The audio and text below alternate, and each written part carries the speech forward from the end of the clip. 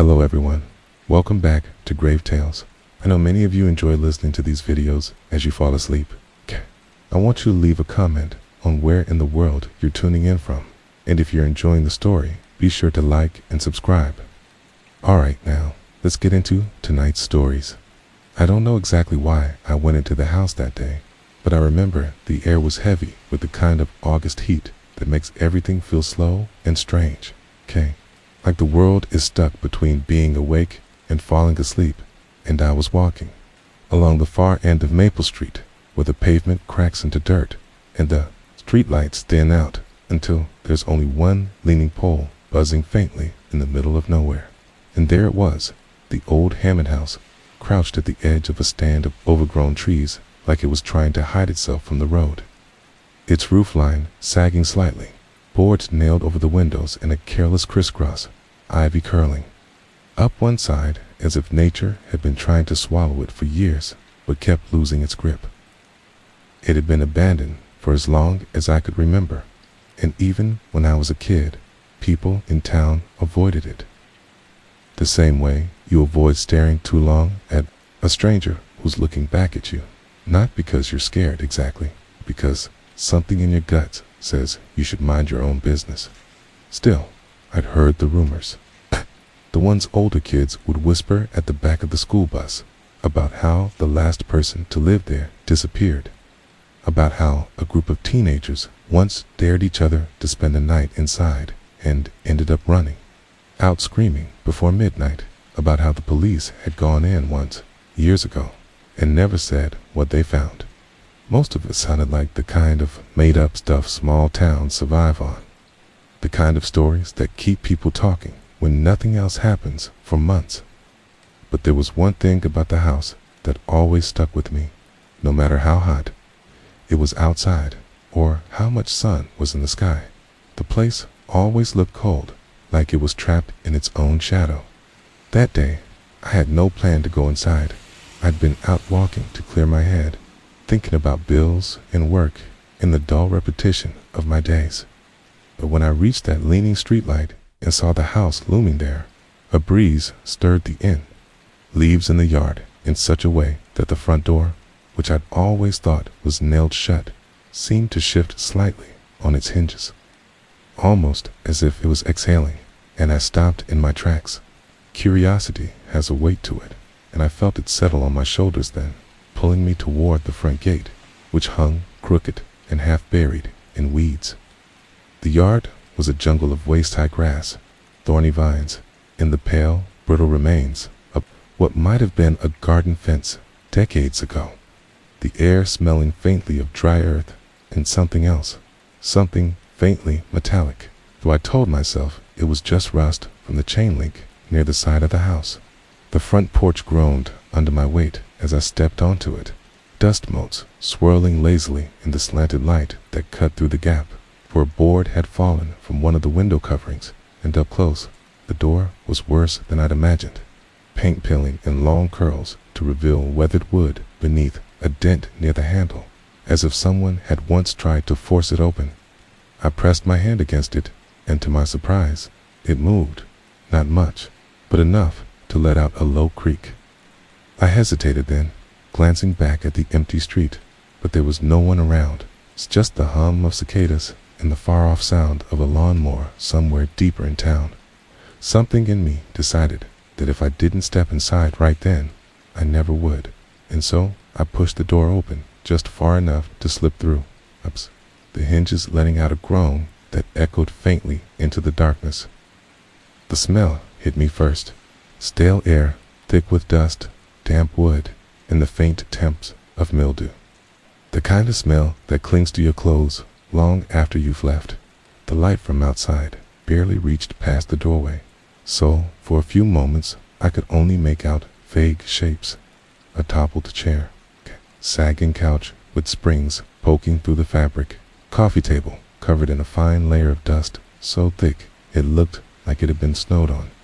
The silence inside was deeper than outside, so deep that I could hear my own heartbeat, and I stood there for a moment, letting my eyes adjust, half expecting to hear the scuttle of some animal startled by my presence, but there was nothing. I stepped further in, the floorboards shifting and sighing under my weight, and saw that the wallpaper, once probably patterned with flowers, was curling away from the walls in long strips, revealing the cracked plaster beneath. An old rotary phone sat on a side table, the receiver knocked off its cradle, its cord tangled like it had been yanked in a hurry. Dust coated everything in sight, but there was a strange kind of order to it. Nothing was overturned or smashed. No sign of the chaos you'd expect from squatters or vandals, just the stillness of a place sealed off from the world. I moved slowly from room to room, the air growing cooler the further in I went, and I began to notice little details that made the hair on my arms stand up. A pair of men's shoes neatly lined by the door, their leather cracked and flaking. A half-burned candle on the kitchen counter, wax pooled around the base as if it had been left to burn itself out.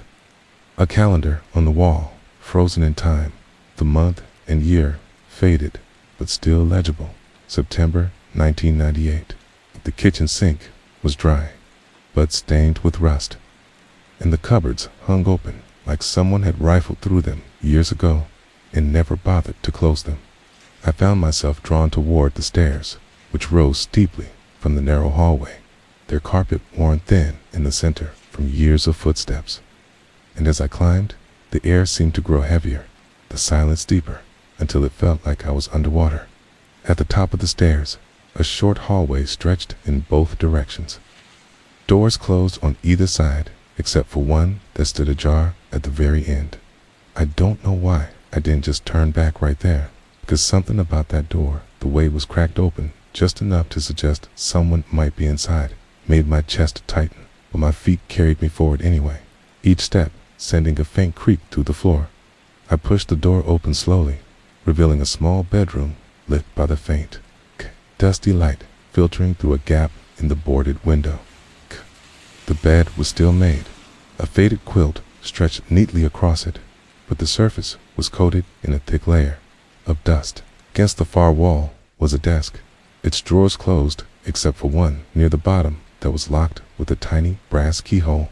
The desk itself looked out of place compared to the rest of the room, newer, less worn, like it had been brought in later, and something about it pulled me in. I knelt down, tugging on the locked drawer, but it didn't budge, so I searched the room for anything that might serve as a key or pry tool, eventually finding a bent piece of wire in the closet. It took a few minutes of fumbling, my fingers slick with sweat in the stifling air, but eventually the lock gave way with a soft click, and the drawer slid open to reveal a single object inside, a notebook, its cover worn soft at the edges. The once bright pattern faded to a dull brown. I lifted it out carefully, brushing away a film of dust, and turned it over in my hands. The first page bore a name written in looping handwriting, a name I didn't recognize, and beneath it, a date from more than 20 years ago. I flipped through a few pages, my eyes skimming over entries about school, friends, and the kind of small, everyday details you'd expect from a young person's journal. But something about the tone shifted the further I read, like clouds slowly gathering in an otherwise clear sky, and by the time I reached the last few entries, I could feel the air in the room changing, the way it does right before a storm, though outside everything was still. I didn't know it then, but what I was holding wasn't just a forgotten diary. It was a voice that had been trapped in this house for decades, waiting for someone to find it, and for reasons I couldn't explain.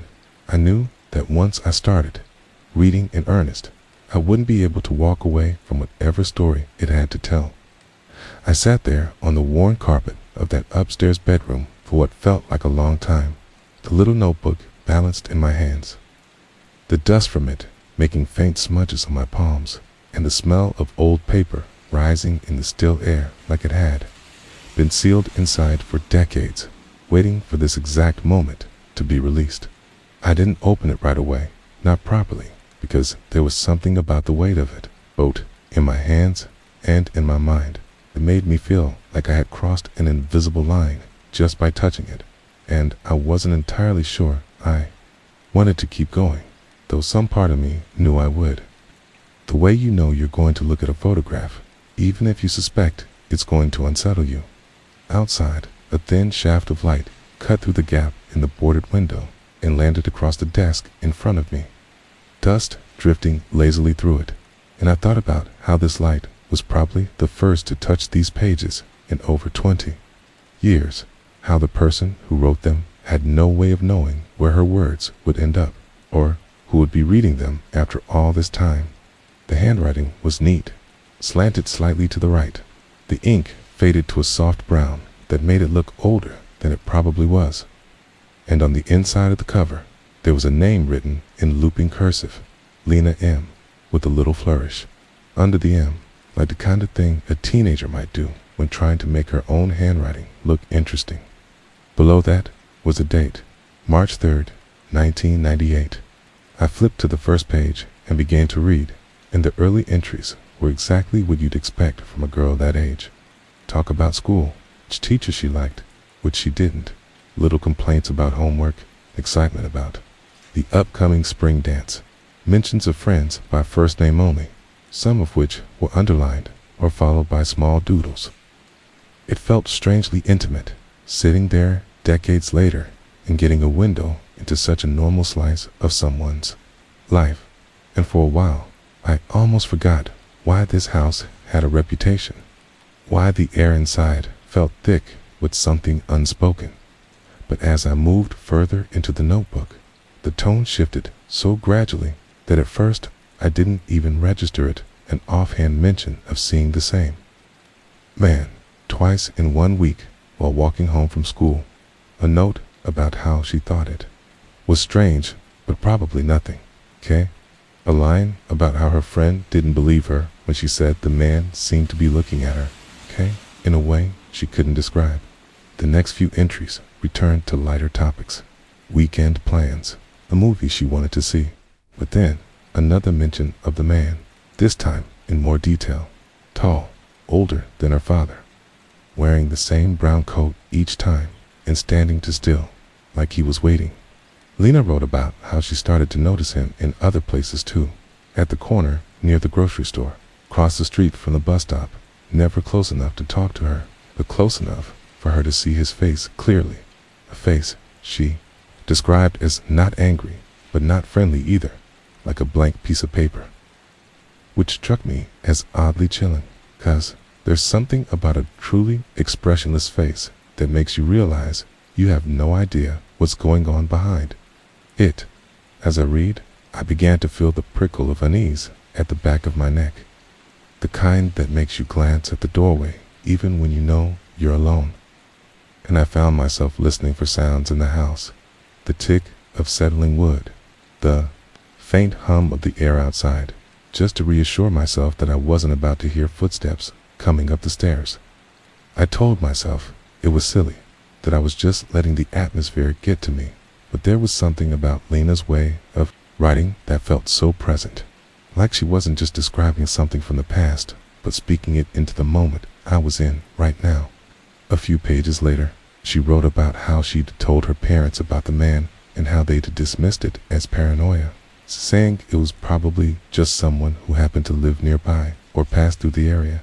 And reading that made me feel an odd twist of frustration on her behalf, 'cause I could see how this kind of dismissal might leave her feeling even more isolated in her concern. Then came an entry that was shorter than the rest, almost hurried, saying she'd seen him again that day. But this time he had been parked in a blue pickup truck at the far end of her street, leaning back in the driver's seat, watching. She didn't say much more than that, just that it made her feel like her stomach had dropped to the floor. And she ended the entry mid-sentence, as if she'd been interrupted or decided to stop writing. I turned the page, and the next entry was back to small talk about school, which made me wonder if she was deliberately trying to ignore what was happening. But the entries after that made it clear she couldn't ignore it for long. She wrote about how she'd started walking home with friends to feel safer, how she caught the man looking at her reflection in a store window as she passed, and how she began to believe he was following her, even though she had no proof. I closed the notebook for a moment, then, holding it shut in my lap, 'cause something about reading her fear, decades after it had been written, made me feel like I was intruding on something I wasn't meant to see, like I was a stranger, stepping into the middle of someone's private nightmare. I looked around the room again, noticing details I'd missed before. The way the quilt on the bed had a tear along one seam, a faint outline on the wall where a picture frame had once hung, the single curtain rod above the boarded window, with no curtain left on it, and I thought about how all of these little signs of absence made the room feel more like a stage after the actors had left. Everything in place, but the life gone from it. I opened the notebook again, flipping through to the later pages. And that's when I saw the change in her handwriting. The neat slant was still there, but the letters were pressed harder into the paper, as if she was gripping the pen tighter. And the sentences were shorter, more abrupt. She wrote about hearing footsteps behind her on the way home, about turning and seeing no one, about how she couldn't tell if she was imagining things anymore. She mentioned a friend telling her that another girl in a nearby town had gone missing, though she didn't have many details. Her last complete entry described leaving school one afternoon and seeing the blue pickup parked along the curb again, its time closer, and the man sitting inside wearing sunglasses, even though it was cloudy. She wrote that she thought she saw him smile when she glanced his way, and that she had run the rest of the way home without looking back. I reached the final page then, and it was barely half filled, the writing uneven like she had been in a hurry. It said she thought someone was following her again that day, that she could hear the sound of shoes on the sidewalk behind her. And then, mid-sentence, the pen trailed off into a jagged line across the page, like her hand had slipped or she'd been pulled away. I stared at that line for a long time, my eyes tracing its path as if I could somehow find an answer in it, but of course there was none. I felt a strange heaviness in my chest, like I'd just been told the first half of a story and was being denied the rest. And part of me wanted to close the notebook and put it back where I found it, to let it return to the silence it had been, kept in for so long. But another part, a stronger part, knew I couldn't do that now, not after reading what I'd just read. I slid the notebook into my backpack, the zipper sounding unnaturally loud in the stillness of the room, and stood up slowly, brushing dust from my knees. The air in the hallway felt cooler now, though I told myself it was probably just because I had been sitting still for so long. And as I made my way down the stairs, I kept glancing toward the windows, half expecting to see a shadow pass by outside. But there was nothing, just the empty yard, the leaning streetlight, in the stillness of a summer afternoon holding its breath. When I stepped outside and pulled the door shut behind me, the sound of it closing seemed to echo faintly in the quiet, and I felt an odd urge to look back at the window of that upstairs room, even though I knew no one could be there, but I didn't. I just walked back through the tall grass, out the crooked gate, and onto the empty street, the weight of the notebook pulling at my shoulder with every step, as if reminding me that I'd just picked up a thread that could lead somewhere. I might not want to go, but knew I would follow anyway. When I got home that afternoon, the air inside my place felt different, like it had been holding onto the warmth of the day, but keeping it low and stale. And even after opening a window, it still felt heavy in a way that reminded me too much of the upstairs room in the Hammond house. That thick, unmoving air that seemed to cling to you no matter how much you moved around. I set the notebook on my kitchen table, meaning to take a shower before sitting down with it again. But I found myself just standing there for a long moment, staring at the worn cover, the frayed edges of the cardboard where the fabric had peeled away, the faint line of dust still clinging to the spine, as if every part of it was proof that it had been forgotten, sealed away in that locked drawer like someone had wanted to make sure it stayed hidden. Eventually, I pulled out a chair and sat down, flipping back to the earlier pages to reread them, 'cause I wanted to see if I had missed anything the first time through. Any small clue that might make more sense now that I knew where her writing was heading. First, it still read like an ordinary diary. Notes about a friend's birthday party, a complaint about gym class, excited mention of a new shirt she'd bought. But there were little lines tucked between these harmless notes that stood out more now. Things I might have skimmed past before, like her saying she'd walked a different way home just in case, or that she'd stayed inside during lunch to avoid the weird guy by the fence.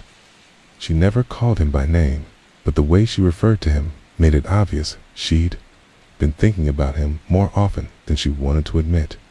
In one entry, she wrote about seeing him near the school entrance, leaning against the wall with his hands in his pockets, pretending to look at something in the distance until she walked by, and then she caught him shifting his weight, his head turning slightly as she passed.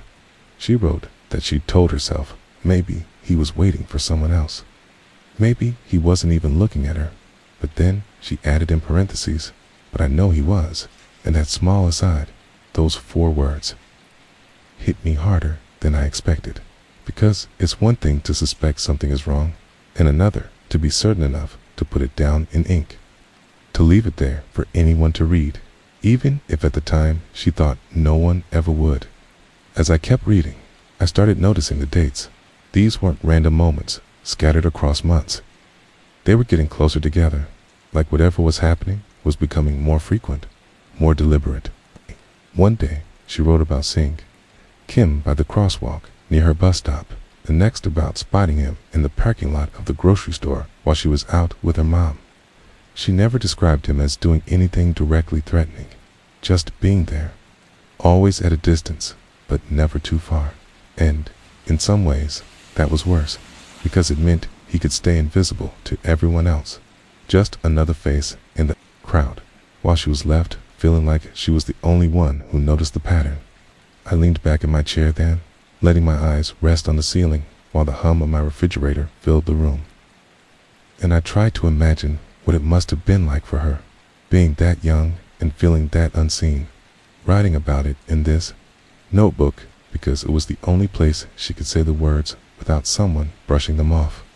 After a few minutes, I sat forward again, turning the page to an entry that stopped me cold. She wrote that she'd seen him on the far side of the athletic field after school, standing just beyond the chain-link fence, watching a group of kids playing soccer. And she said that even though she was surrounded by people, she felt her heart beating so hard she thought she might faint.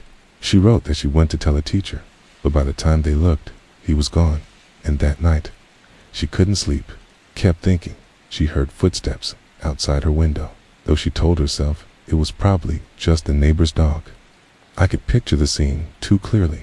A wide field, the sun starting to set, a man standing where he didn't belong, and for the first time since I'd found the notebook, I felt an involuntary urge to get up and lock all my doors, even though it was still broad daylight outside. I kept reading, my fingers smudging the edges of the pages. And the next entry was shorter, like she'd been in a hurry. Saw him again today. Same coat, same truck. Don't think he knows I noticed. That was all. No extra detail, no mention of where or when, but the simplicity of it made my stomach, not because it meant she was no longer writing about random encounters. She was logging them, tracking them, like she knew it was important to have a record, even if she couldn't say why. I pushed the notebook slightly away from me then, rubbing my eyes, and for the first time I found myself wondering not just about her, but about him, about what kind of person stays on the edges of someone's life like that, just far enough to keep from drawing attention, and whether he knew she was writing about him. Whether that was part of the reason she'd ended up disappearing, if that's what happened to her. I realized I didn't actually know for sure yet, because all I had was her side of the story. And no one in town had ever told me directly what happened to the last person who lived in that house. It had always just been the Hammond place. Always just something bad happened there, like the details were too faded to bother remembering. But now I wanted those details, needed them. Because once you start seeing the edges of a pattern, It's impossible not to want to fill in the rest. I closed the notebook carefully, setting it down as though it was something fragile, and went to my laptop, pulling it open on the kitchen counter. Felt strange to type her name, just the first and last initial I had from the cover, into a search bar, as if doing so might disturb something that had been resting for a long time. But I did it anyway, adding the name of the town and the year from her first entry. At first, nothing came up except a few irrelevant results. A yearbook scan, small mention in an old sports team roster. But then I tried adding the word missing, and that's when I found it. A single article from a local paper's archive, dated October 1998, with a headline, "Local Teen Still Missing After 2 Weeks." There was a small, grainy photograph, black and white from the digitization. But I could see her face clearly enough. The same careful handwriting, now matched to a girl with shoulder-length hair and a shy smile, looking just slightly away from the camera.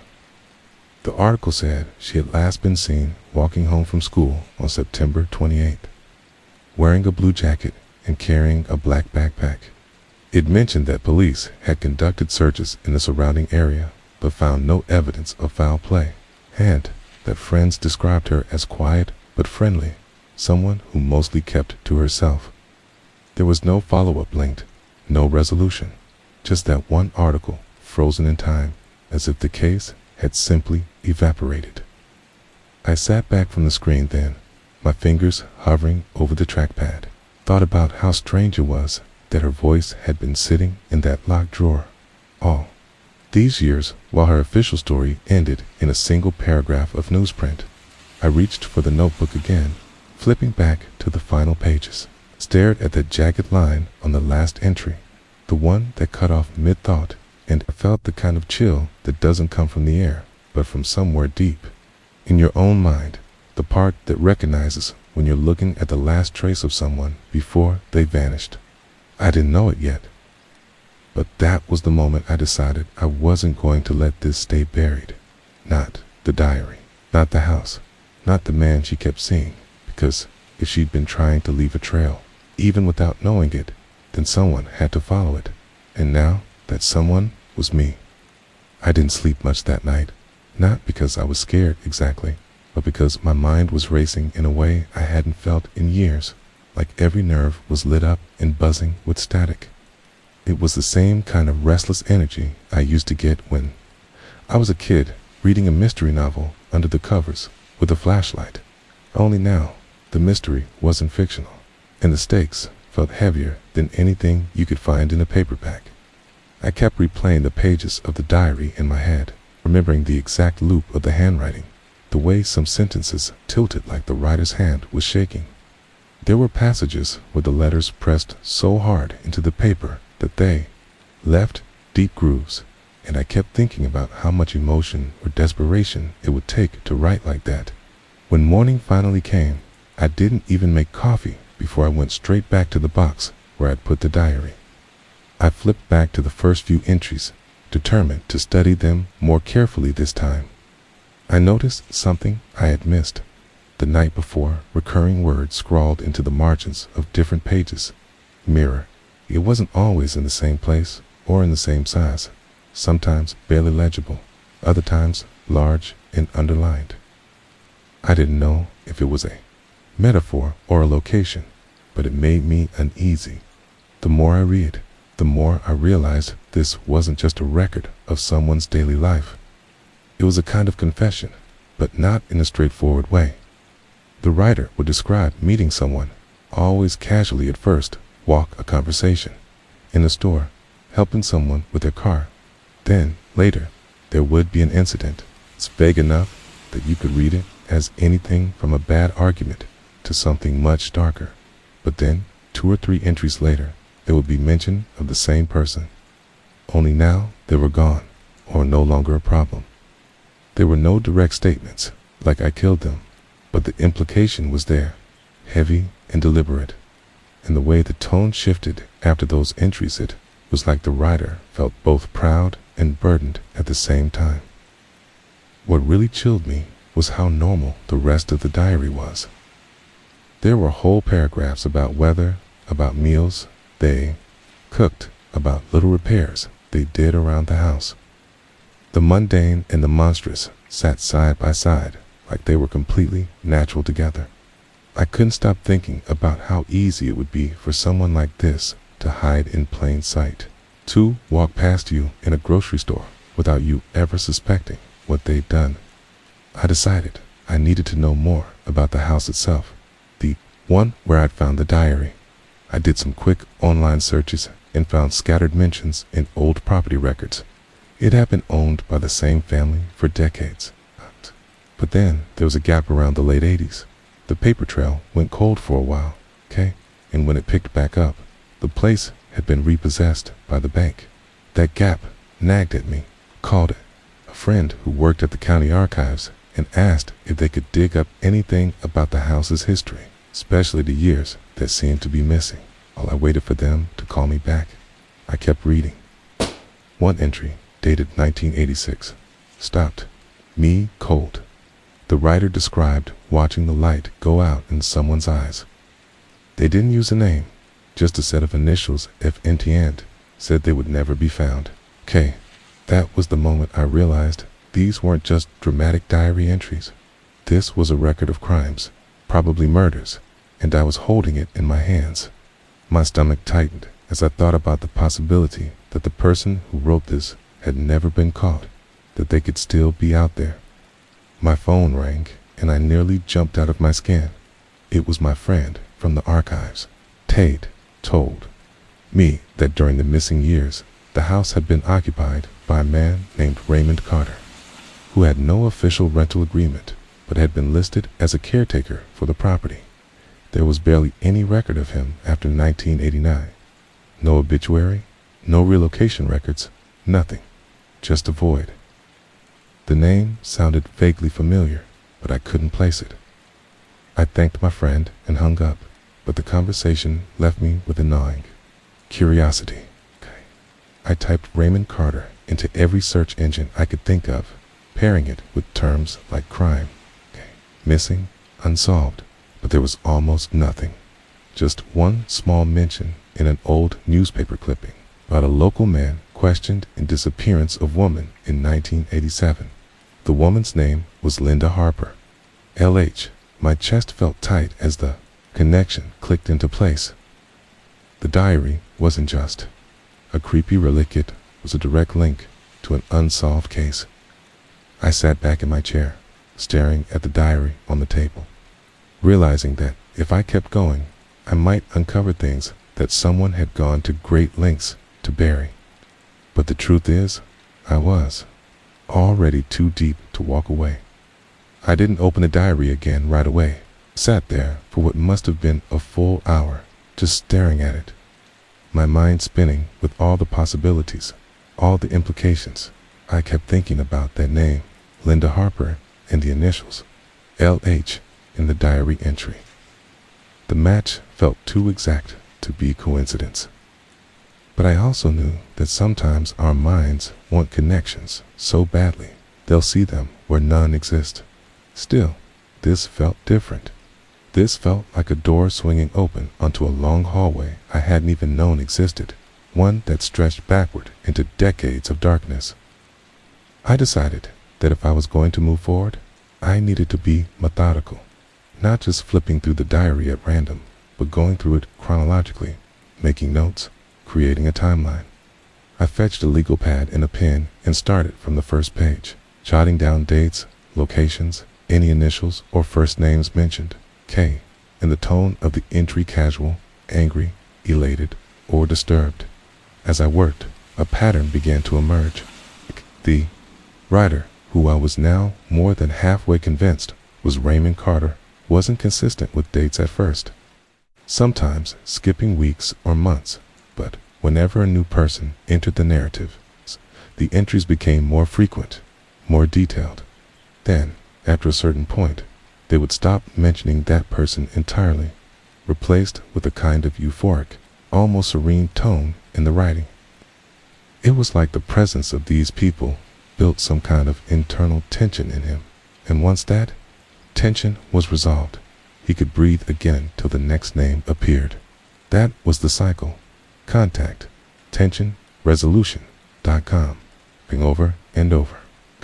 I could see it laid out on the paper in front of me, like mapping the heartbeat of something sick. What unnerved me most were the little glimpses of personality between the darkness. He talked about music he liked, about building a birdhouse, about patching up the fence after a storm. There were even small jokes in the margins. It made the horror worse somehow, knowing that the same hand that doodled a crooked smiley face had also described watching the light go out in another human being's eyes.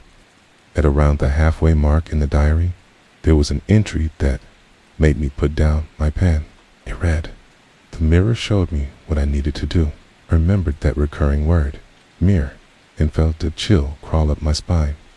The entry went on to say, "It doesn't lie. It shows the truth underneath. The truth they try to hide." I just help it finish the work. The language was unsettlingly poetic and unhinged at the same time. And I found myself wondering if mirror was a literal object, something in the house, or if it was a twisted metaphor for how he saw people. Either way, it felt important. I circled the word in my notes. As I moved further through the diary, the tone grew darker. There were fewer entries about normal life and more about corrections and removals. The handwriting grew sloppier. The ink sometimes smeared, as though he'd been writing fast, maybe in an agitated state. Okay? Then I reached an entry that stopped me cold. It was dated 1989, one of the last entries in the book, and it mentioned a visitor who had come asking about her. He didn't say who her was, but he wrote, "I told him I'd never seen her, but the mirror knows I lied." He left, but I don't think he believed me. The mirror says I have to make sure. My mind went immediately to Linda Harper, and I wondered if the visitor had been a detective or a family member. The final pages of the diary were even stranger. The last complete entry read, "The mirror is quiet now. The house will keep the rest." And then nothing. The very last page had only one word, scrawled large and shaky, below.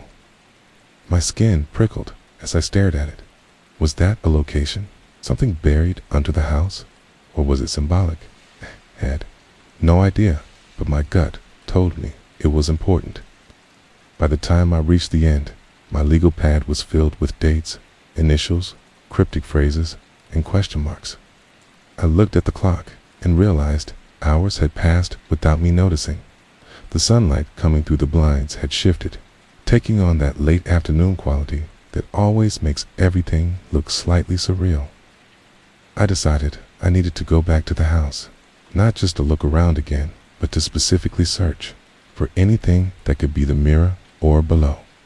I packed the diary and my notes into a backpack, grabbed a flashlight, and drove out there before I could second guess myself.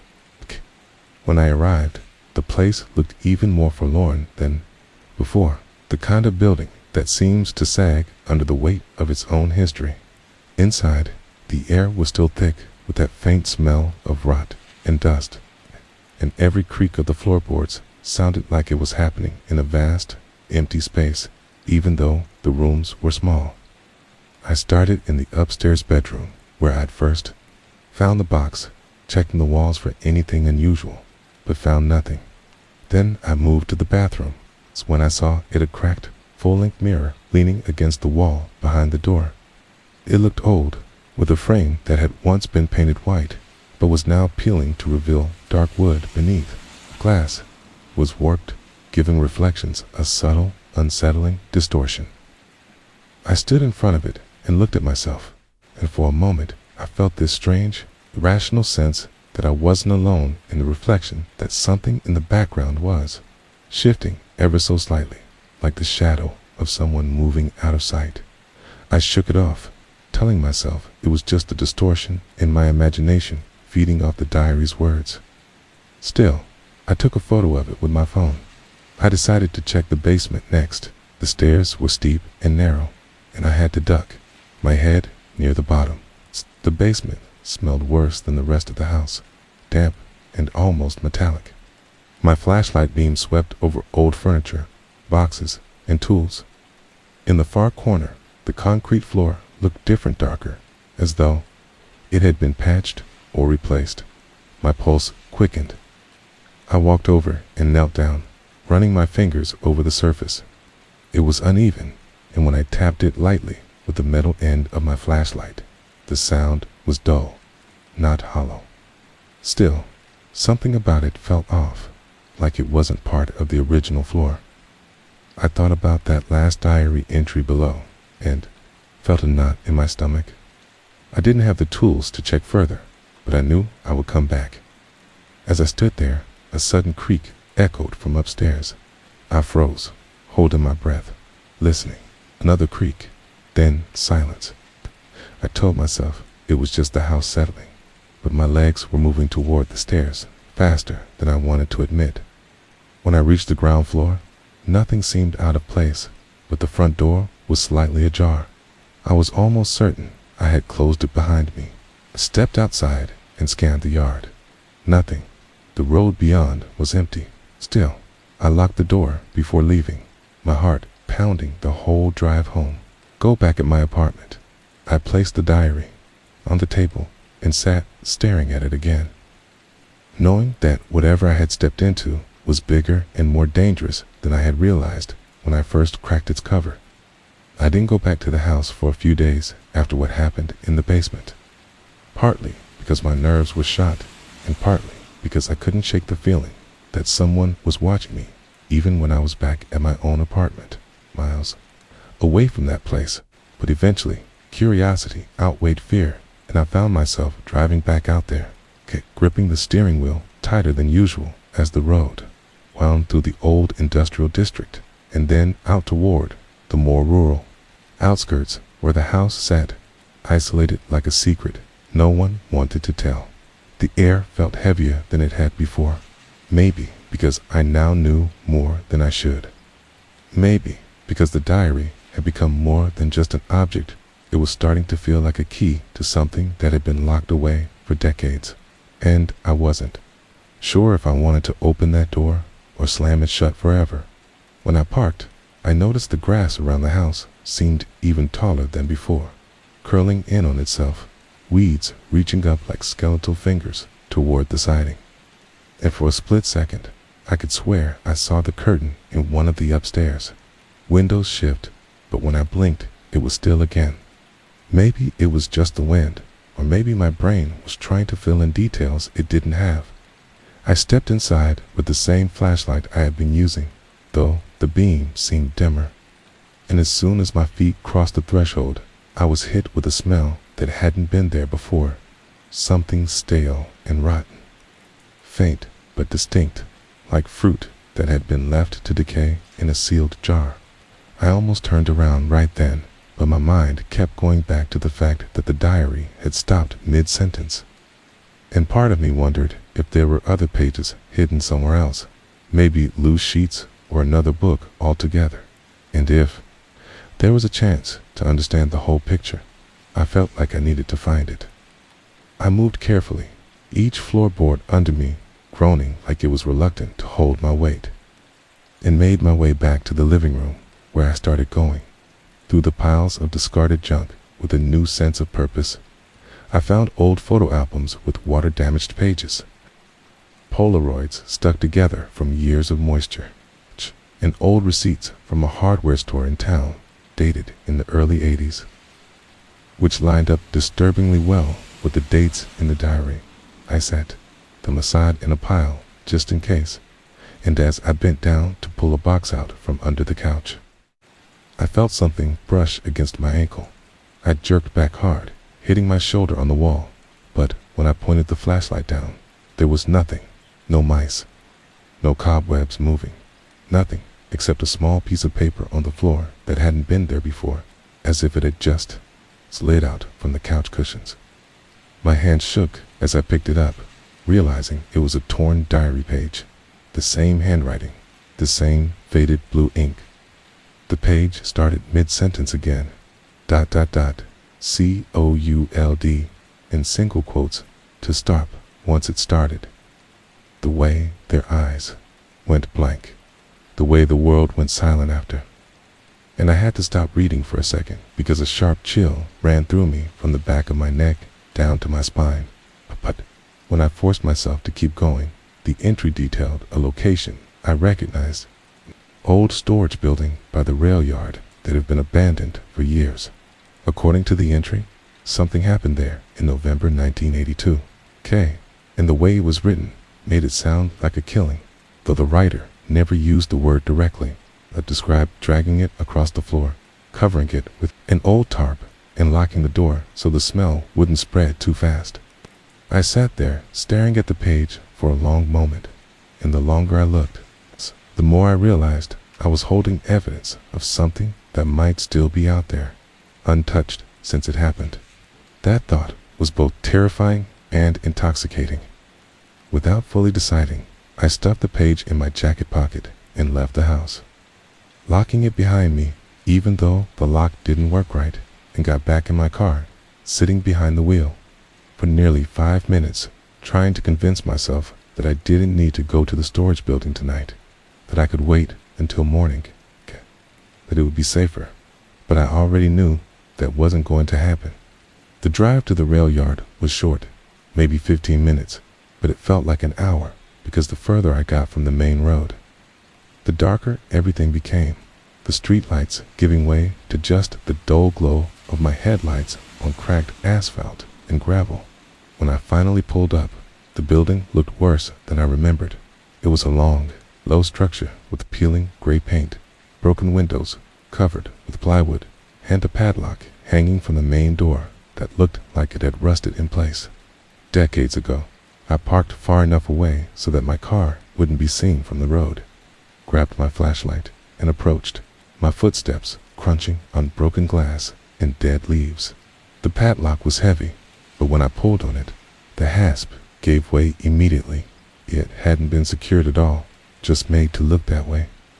That realization alone was enough to make my heart start pounding harder, because it meant someone had been here before, maybe not all that long ago. Inside, the air was thick and musty, and my flashlight beam cut across a space filled with broken furniture, stacks of old pallets, and dust-covered tarps. I stepped carefully, my shoes sticking slightly to the floor in places where something had leaked long ago, and made my way toward the far end, where the diary page had said the corner with the metal shelves would be. The shelves were still there, leaning slightly to one side, and behind them was a large, crumpled tarp. My breath caught in my throat as I reached down and tugged at it, the fabric stiff with age and grime. Beneath it was a wooden crate, nailed shut. I hesitated, then pried at it with a piece of metal rod I found nearby, the nails squealing as they came loose. The smell that came out when the lid gave way was the same one I'd noticed in the house earlier. It's only stronger, so strong I gagged and had to cover my mouth with my sleeve. Beside the crate were bones, small ones, fragile looking, and I didn't need to be an expert to know they weren't animal. I froze there, my light trembling as my hands shook, and the reality of what I had just uncovered sank in. I had found physical remains, evidence of a murder that matched the diary's timeline exactly. Every instinct told me to run, to leave the building right now and never come back. But another part of Mia, darker, more stubborn part, wanted to keep looking, to find more pieces of this puzzle before anyone else could.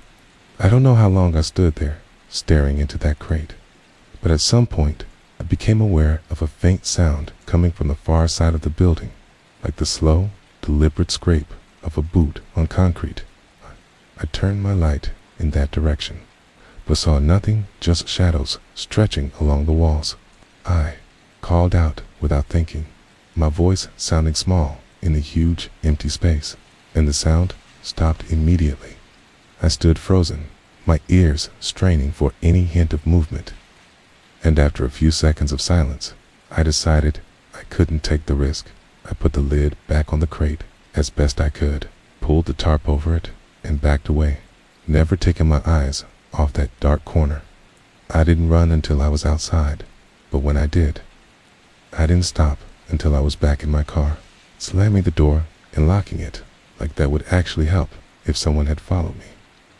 My hands were shaking so badly I could barely get the keys in the ignition, and as I drove away, my headlights caught something in the distance just beyond the building. Standing still in the shadows was a figure, tall and thin, watching me go. I couldn't sleep after everything that happened at the library. The image of that microfilm headline, "Body of Local Woman Found in Woods," wouldn't stop replaying in my head. It wasn't just the headline, it was the date. Same year listed on the front page was written inside the diary next to the victim's initials. It was like the diary had a private echo of a public event. But no one seemed to have put the two together, or maybe no one ever bothered to dig deep enough. That night, I sat in my kitchen with the diary open in front of me, the yellow light of the old hanging lamp casting a soft circle on the table, the edges of the room swallowed in darkness. I read the same 3 pages over and over again, trying to figure out if the woman who wrote it was a victim who had somehow survived long enough to record what she saw, or if she had been killed and the diary was her final testimony. But there was something off. The handwriting changed slightly halfway down one page, as if someone else had picked up the pen. My hands kept going clammy as I noticed little details like that. Outside, the wind was rattling the dead leaves against the siding of the house, and I kept looking over my shoulder, convinced that if I listened hard enough, I'd hear footsteps on the porch. I didn't sleep until almost 4 in the morning, and even then, I dreamed of someone standing at the foot of my bed, holding that diary, their face hidden in shadow. The next day, I told myself I needed to go to the abandoned house again, not because I wanted to, but because I felt like I had to. The diary didn't feel complete, like there was more hidden somewhere in that house, more pages, more evidence. So I drove out there in the late afternoon, the sky bruised with clouds and the air thick with the smell of rain. When I pulled into the overgrown driveway, my stomach dropped. Someone had been there since I last visited. The boards covering one of the front windows had been ripped down and left leaning against the wall, and there were fresh footprints in the mud, not mine. I stood in the driveway for a full minute, listening for any movement inside. The house seemed quiet, but the kind of quiet that feels like it's holding its breath. I had my phone in one hand and the flashlight in the other as I went inside, my footsteps crunching over broken glass and debris. The living room looked the same, except for one thing. The corner where I'd found the diary last time had been disturbed. The blanket I'd moved had been tossed aside completely, and the floorboards beneath it had been pried up just enough to leave a gap. My pulse was pounding in my ears. I crouched down and shined my flashlight into the gap, and for a moment, I thought I saw the corner of another notebook. But when I reached in, my fingers brushed something cold and smooth, metal. I pulled it out and realized it was a small tin box, rusted along the edges, the kind you might keep keepsakes in. The lid was stiff, but when I finally got it open, I almost dropped it. Inside were photographs, old, black and white, curling at the corners. Most were of people I didn't recognize, women, mostly in different places, standing in front of a car, walking through a field, leaning against a tree. But the last few were different. The women weren't smiling. They looked like they'd been caught off guard, their eyes wide, their posture tense. In one, a woman was tied to a chair in what looked like a basement. In another, a hand, just the hand was reaching toward the camera, the nails torn and dirty. My stomach flipped as I realized these weren't just old family photos. These were crime scene photos. But they didn't look official. They looked personal, as if the photographer had taken them for his own collection. The rain started while I was still flipping through them, the sound drumming against the roof like a growing heartbeat. I put the photos back in the tin, slid it into my backpack, and was about to leave when I heard something upstairs. It was faint but unmistakable, the sound of a floorboard creaking under someone's weight. I froze. My first thought was to run, but some irrational part of me needed to know who was up there. Slowly, I made my way to the staircase, the wooden steps groaning under me as I went up. The air grew colder with each step, and the smell changed, a musty, almost metallic temps like old blood. I reached the landing and looked down the hallway. The door at the far end was open, swaying slightly as if someone had just slipped. Inside, I approached slowly, every muscle in my body tense, my flashlight shaking in my hand.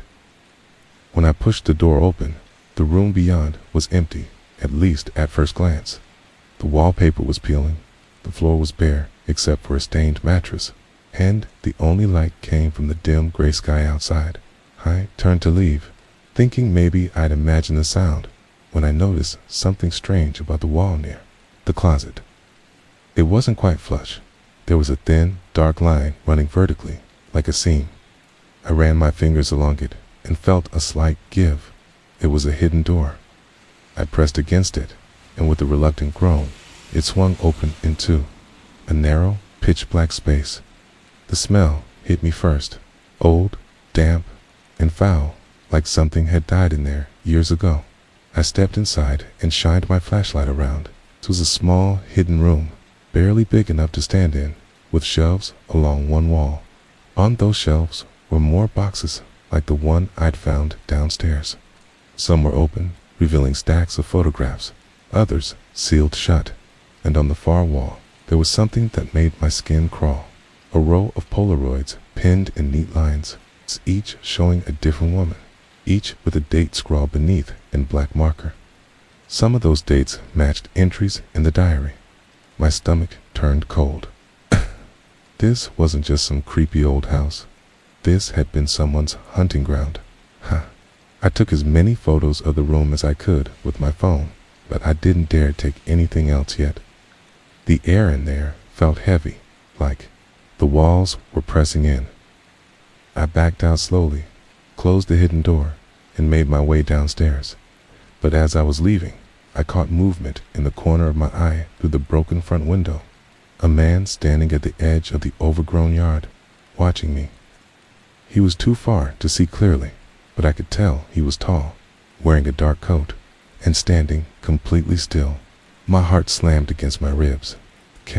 I didn't look away from him until I was in my car, and even then, when I drove off, I kept checking the rearview mirror.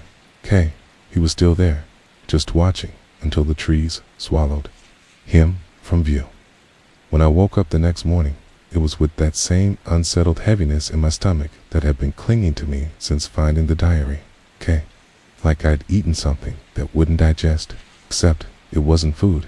It was the things I'd read, the whispers that kept playing in my head, the way certain words in that looping handwriting wouldn't stop replaying like an old broken tape recorder.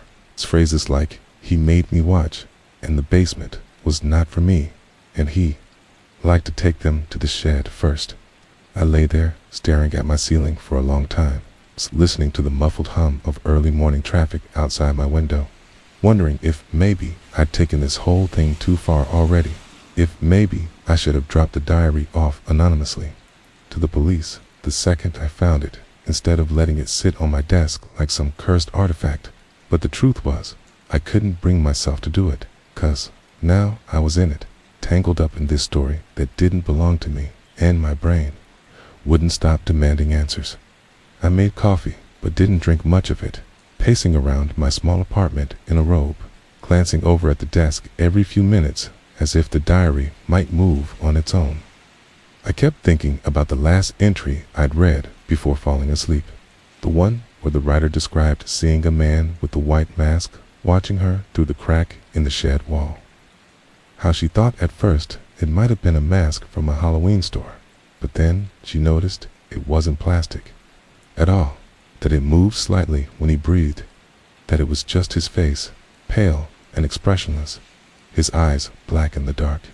I remembered how that description had made me close the diary and push it away from me like it might burn my hands. But now, in the cold daylight, it seemed even more important because I couldn't shake the feeling that the man with the white mask wasn't a dream or an exaggeration. It was a real person, okay?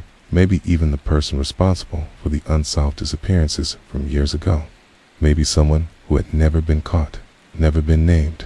I knew I couldn't ignore that.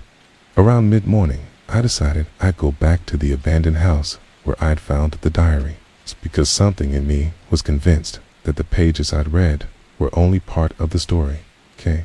And if the rest of it was still there, if there were more diaries or belongings hidden in that collapsing place, then maybe I'd find something the police had missed or never even looked for.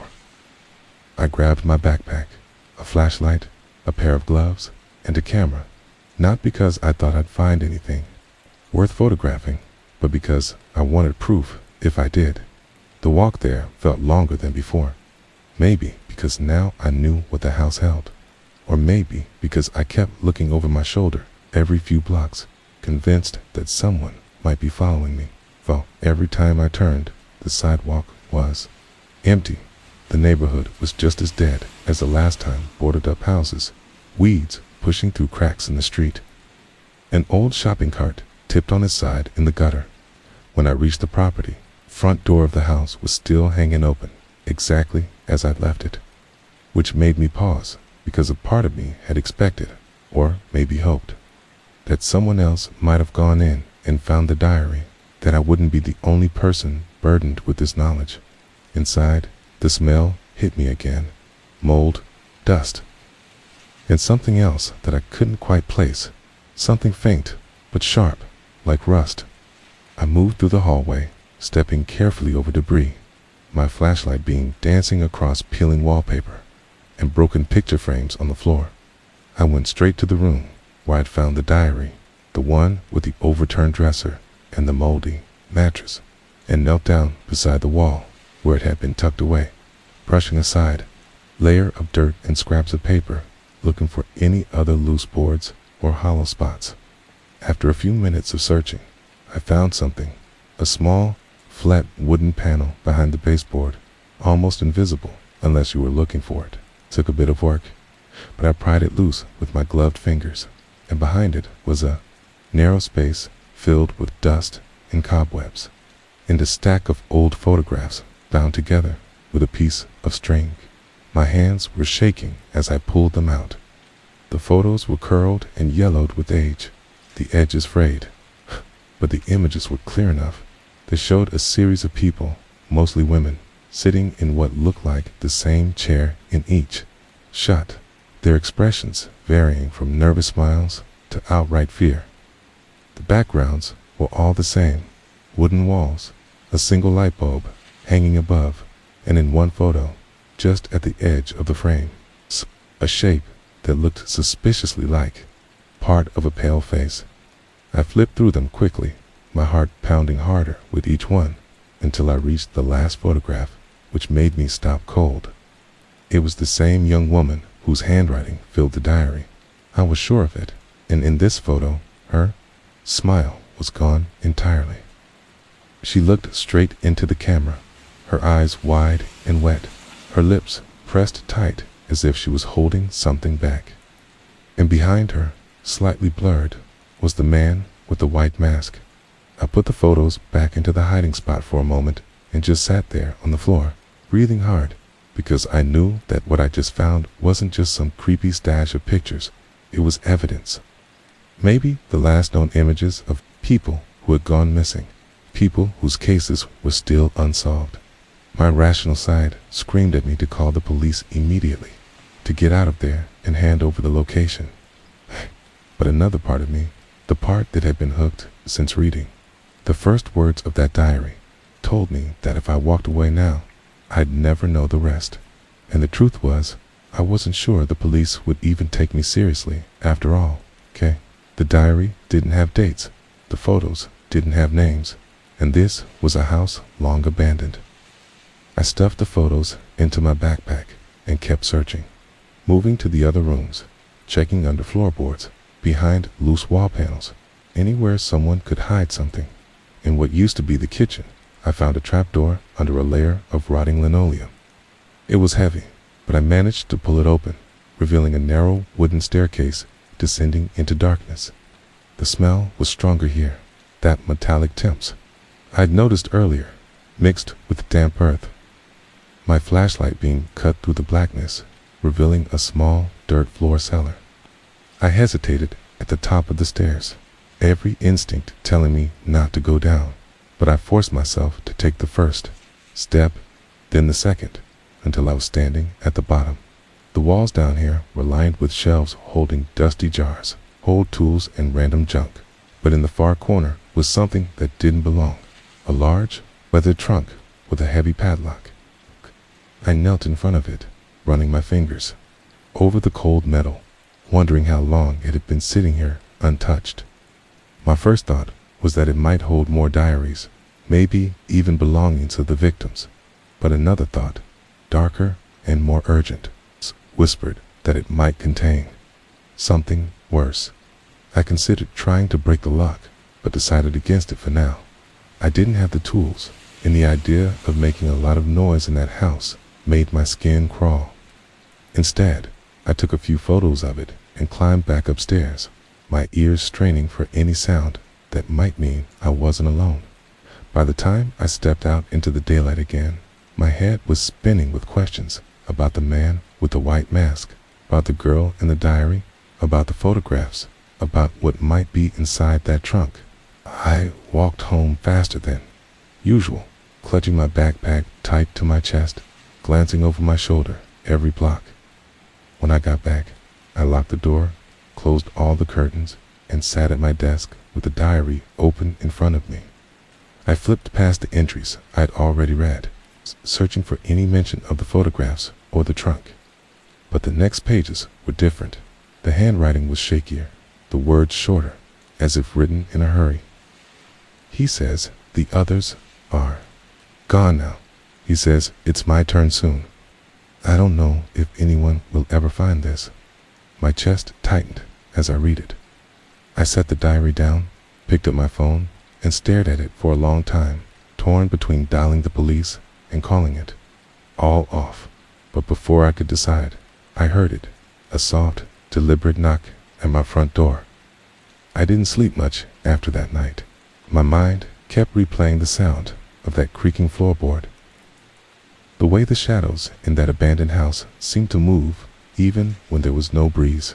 The sight of those diary pages crinkled, stained, and heavy with something I couldn't quite name. The house had been sitting there for decades, but now it felt like it had been waiting for me. I told myself over and over that the diary was just someone's sick attempt at writing horror fiction, that the murders it described were made up, but deep down I didn't believe my own excuses.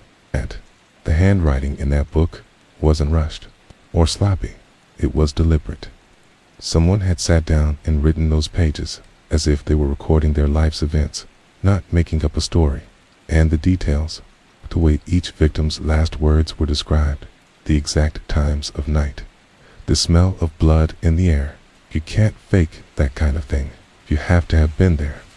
I found myself staring at the diary's first page again, the one where the author, or whoever had written it, introduced themselves in such a strange, detached way.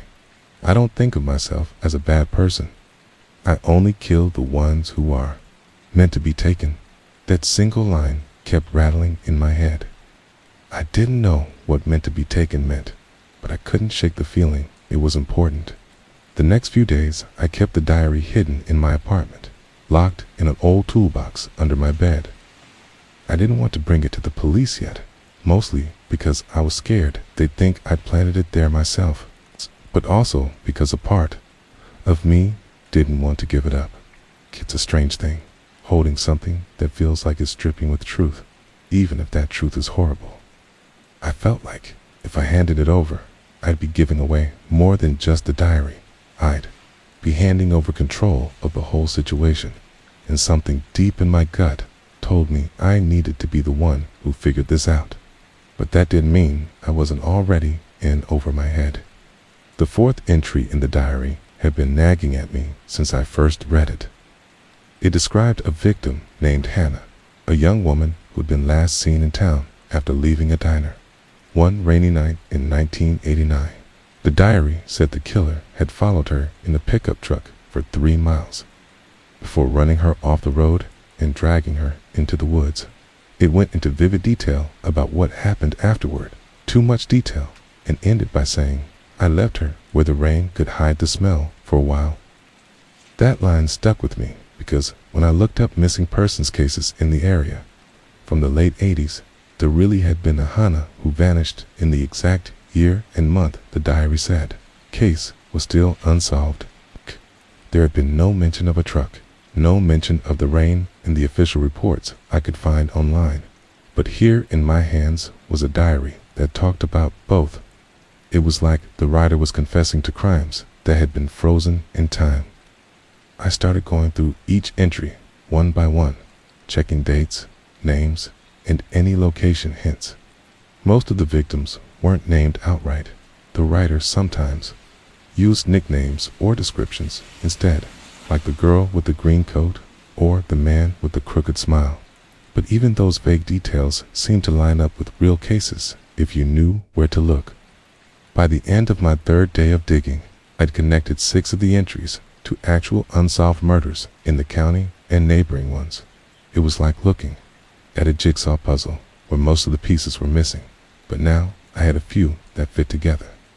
The problem was, every time I matched an entry to a real case, my chest tightened and the room felt smaller. It wasn't something you could just unknow once you saw it. The killer hadn't just taken lives. They'd kept a written record of it all, like some kind of private trophy case. I started wondering why the diary was in that house to begin with. Had the killer lived there, or had someone else hidden it there? The house had been abandoned since the mid-90s, according to old property records I found online. Before that, it had belonged to a man named Leonard Pike, who'd died of a heart attack in 1994. There was nothing in the public records linking him to any crimes. But I found an old newspaper clipping that mentioned he'd worked as a truck driver for most of his life. That alone made me pause. The diary's author had talked about picking up and transporting victims in a truck more than once. Of course, a lot of people in this area drove trucks, so I couldn't call that proof of anything. Still, my instincts were starting to tell me Leonard Pike's name wasn't just a coincidence. The more I thought about it, the more I realized I'd have to go back to the house. I hated the idea. My last visit had left me on edge for days, but I couldn't shake the feeling there was more hidden there. The diary might not have been the only thing left behind. The second time I went, it was late afternoon and the sky was heavy with dark clouds. The place looked even more lifeless than before. I stepped over the broken porch boards and into the front room, moving slower this time, listening for any sound that didn't belong. The air still had that strange, stale odor. But now I noticed something else. The faint smell of damp earth, like somewhere in the house moisture had been seeping in. I followed it, careful to avoid the loose boards, until I reached the hallway, near the back. That's when I saw something I'd missed before. A trap door in the floor, half hidden under a rolled-up rug that looked like it hadn't been moved in years. My heart started hammering as I pulled the rug away. The trapdoor had no handle, just a small hole where a lock might have been once. I got my fingers under the edge and lifted. It opened with a groan, releasing a blast of air that smelled like mold, rust, and something metallic, something that made my stomach turn. Below was a short wooden ladder leading into darkness. I had only the flashlight on my phone, but it was enough to see that the space beneath was some kind of cellar. The walls down there were dirt, not concrete, and there were wooden shelves along one side. I hesitated, every nerve in my body telling me to get out, but curiosity and something darker pulled me forward. I climbed down, my shoes sinking slightly into the damp soil floor. On the shelves were boxes, small, dusty cardboard boxes, all with handwriting on the sides. I picked one at random, opened it, and froze. Inside were objects: a woman's watch, a keychain shaped like a dog, a faded photograph of a little boy holding a balloon. These were personal belongings, and they didn't feel like things someone would just store in a cellar for safekeeping. I opened another box. This one had a pair of broken glasses, a silver bracelet, and a driver's license for a man whose name I recognized from one of the diary entries. I felt cold all over. This was more than just evidence. This was a trophy room. Whoever had kept the diary had also kept these items, maybe as reminders, maybe as proof. I realized then that if the police ever saw this, it could blow open dozens of unsolved cases. But as that thought hit me, another one crept in. If the killer had left these here, maybe it was because they knew no one would find them. Or maybe they hadn't left at all. I shut the box, put it back, and climbed the ladder as quietly as I could, every creak making my heart pound harder. I didn't feel safe until I was back outside. The trapdoor closed behind me. But even as I stood there, catching my breath, I knew this wasn't over. I was in deeper now, and the only way out was forward. By the time the week ended, my life had settled into a strange and uncomfortable rhythm wake up. Think about the diary. Try to avoid looking at the diary. Fail. Think spend hours poring over its pages like I was chasing some invisible finish. Lie. I told myself it was about finding answers, about maybe even helping solve cold cases. But deep down, I knew it had also become an obsession. Every line in that diary felt like a personal conversation between the victim and me, like she was whispering her truth in my ear, and if I didn't listen, I'd be letting her down. That night, after a particularly bad storm, I found myself back at the abandoned house again, the one where I discovered it in the first place. The door was still broken from when I first entered, creaking on its hinges, and the air inside was thick with the smell of wet wood and rot. My flashlight beam picked up dust swirling lazily in the air like tiny, reluctant ghosts. I don't know why I went back. Maybe I thought I'd find more clues. Or maybe I just couldn't stand the thought that I had taken the only voice this woman had left and ripped it from the place where she had hidden it. There was something almost sacred about that house now, even though it was crumbling. The floorboards groaned beneath my weight as I walked through the front hallway, and I caught myself glancing at the stairs, half expecting to see someone standing there, just watching. The rooms looked the same as before, empty, stripped bare except for bits of broken furniture and scraps of forgotten life. But the feeling was different. It was like the house knew I had been here before, like it recognized me. My flashlight caught on a small, rusted tin wedged between the wall and an old dresser in the back room. I had to pull it out with both hands, and the metal was so cold it almost burned my fingers. Inside were a few water-damaged photographs, curled and stiff with age. They were all black and white, and the faces in them were blurred not from motion, but from time itself, erasing them. But one picture stood out, a young woman with her hair tied back, smiling in a way that looked both proud and nervous, holding a small notebook against her chest. The notebook was identical to the diary sitting on my desk at home. My stomach dropped, and I actually said, "Oh God," out loud, my voice sounding hollow in the empty room. I slipped the photo into my pocket without even thinking, then turned my attention back to the tin. Beneath the pictures was a folded piece of paper, so brittle I was afraid it would crumble in my hands. It was a letter, written in the same handwriting as the diary, but it was dated months earlier than the first diary entry. The letter wasn't addressed to anyone, but the opening line made my heart stop cold. "If you're reading this, it means I didn't make it out." My breath caught in my throat. I kept reading, my flashlight beam trembling slightly. She wrote about someone she called him, never naming him, but describing how he watched her for weeks before approaching her. She said he made promises, told her he could give her work, make sure she was safe, and at first she believed him, but then things changed. Started waking up in strange places, not knowing how she got there. She heard him talking to her while she slept, saying things she couldn't remember later, and then the line that froze me to my core. I think he's done this before. I think there are others.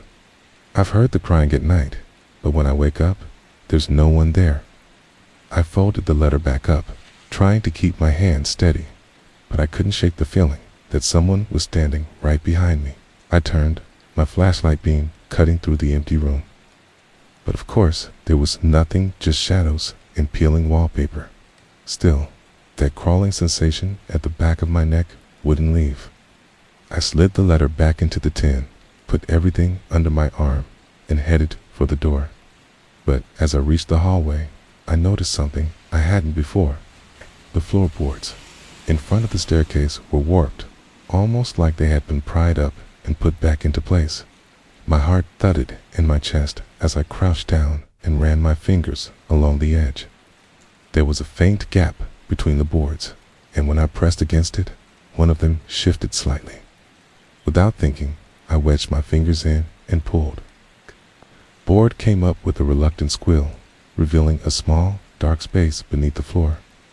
My flashlight beam barely fit, but when I aimed it down, I saw another tent, this one larger, dented, tent covered in what looked like dried mud. My hands shook as I reached down and pulled it out. It was heavier than I expected, and when I opened it, I was hit with a wave of cold air from inside, like it had been sealed for decades. Inside were more photographs, but these were different. These were in color, though the colors had faded into strange, ghostly tones. And unlike the black and white ones, these showed things I couldn't unsee: women, all looking scared, all sitting in what looked like the same bare room, their hands in their laps. Some were bruised, some had cuts on their faces. One of them was the same woman from the diary. The last photo in the stack made me drop the tin entirely. It was a picture of a man's hand holding a knife, but in the reflection of the blade, you could see the photographer's face. It wasn't clear, but it was enough. My brain raced, searching through the blurred memory of the old man I'd glimpsed the first time I came to this house. The one who had been watching from the edge of the woods before disappearing.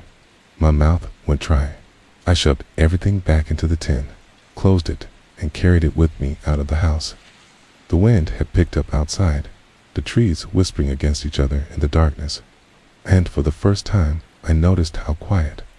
The world felt too quiet. No birds, no insects, just the sound of my own breath.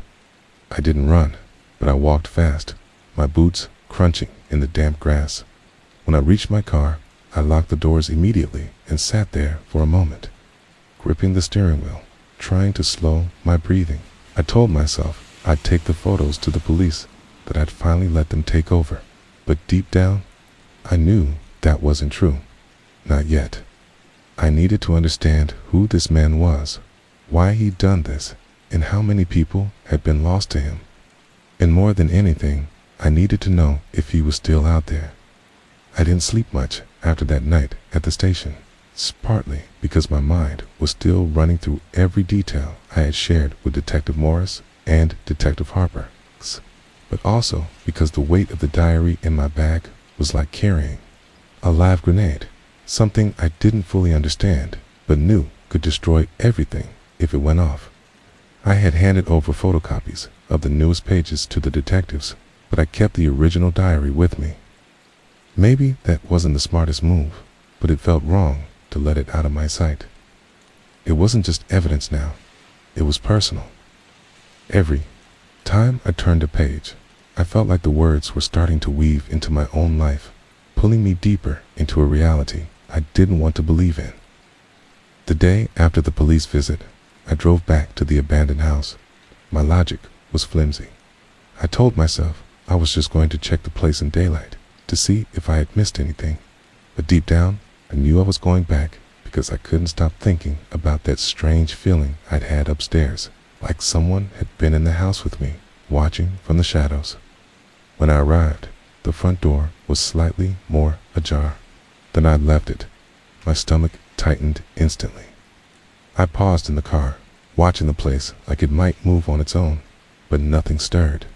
Eventually, I got out, stepping into the damp grass that crunched slightly under my shoes, and I noticed something odd near the porch, a set of footprints in the dirt, clear enough that they had to be fresh. They weren't mine. I had been wearing sneakers the first time, and these prints were from heavy boots with a defined tread. Someone else had been here since my last visit. I told myself maybe it was the police, but the prints led not toward the front door, but around the side of the house, to the overgrown weeds where the siding was warped. I followed them, feeling the air grow still and heavy the way it does before a summer storm. The tracks stopped abruptly at the small window near the back, the one that was half boarded up. I knelt down, peering in, but the glass was so clouded with grime I couldn't see much, just a faint outline of what might have been the kitchen. I pulled myself away and went inside. The air smelled faintly different, like someone had been moving dust around recently. I stepped carefully, scanning each corner. Upstairs, the feeling of being watched returned with full force. I reached the bedroom where I'd found the diary, but something caught my eye before I crossed the threshold. The edge of the rug was curled upward, like someone had been trying to pull it back. Knelt down and peeled it away, and my heart started pounding when I saw a wooden floorboard that didn't match the others. It looked newer, less worn, a 2. My hands shook as I pried at the edges with my fingertips until it finally popped loose. Beneath it was a small compartment, and inside, wrapped in brittle, yellowing newspaper, was another book. I pulled it out, careful not to damage the fragile pages, and immediately noticed it was the same handwriting as the first diary, but these entries were even older. The ink faded to a faint brown. The first page I flipped to stopped me cold. It described, in chilling detail, a girl named Maggie who had gone missing in 1975. The diary didn't just talk about her. It described that she had been lured into the woods behind a school, how she had begged for her life, and how her killer had left her body beneath an old drainage pipe. The handwriting didn't waver. It was steady, almost neat, as if writing about killing someone was no different than jotting down a grocery list. I remembered hearing about Maggie when I was a kid. Her face had been on the missing posters in the town historical society.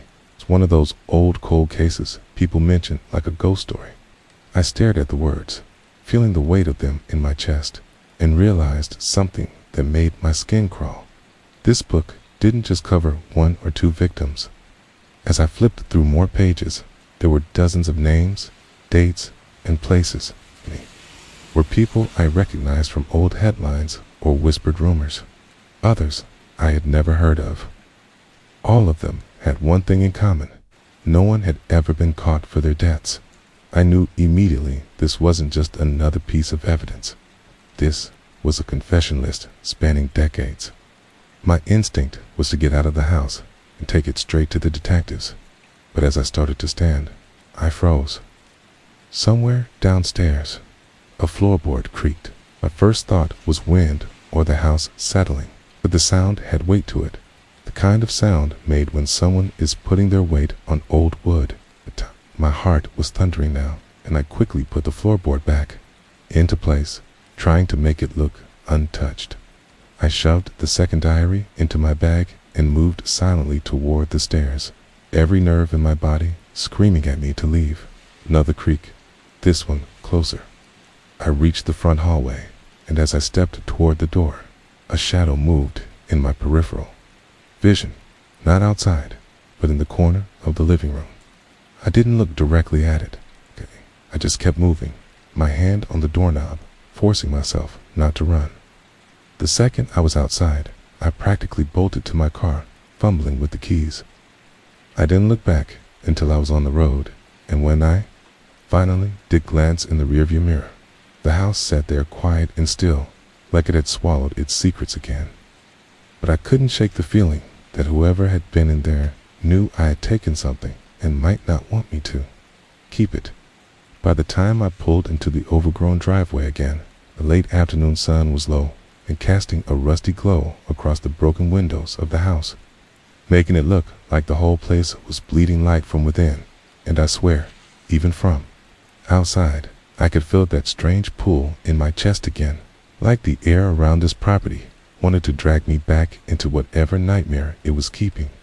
I had been away for a day, but the memory of that diary had clung to me like a bad smell, sitting in the back of my skull, making my dreams twitch and turn into things I didn't want to describe, faces I didn't know, screams in my ears, and shadows that whispered my name. And maybe I should have taken that as a sign to stay away, but instead, I was here, clutching my flashlight, forcing myself up those same warped steps I had stepped on before, each creak under my boots sounding louder than it should in the still air.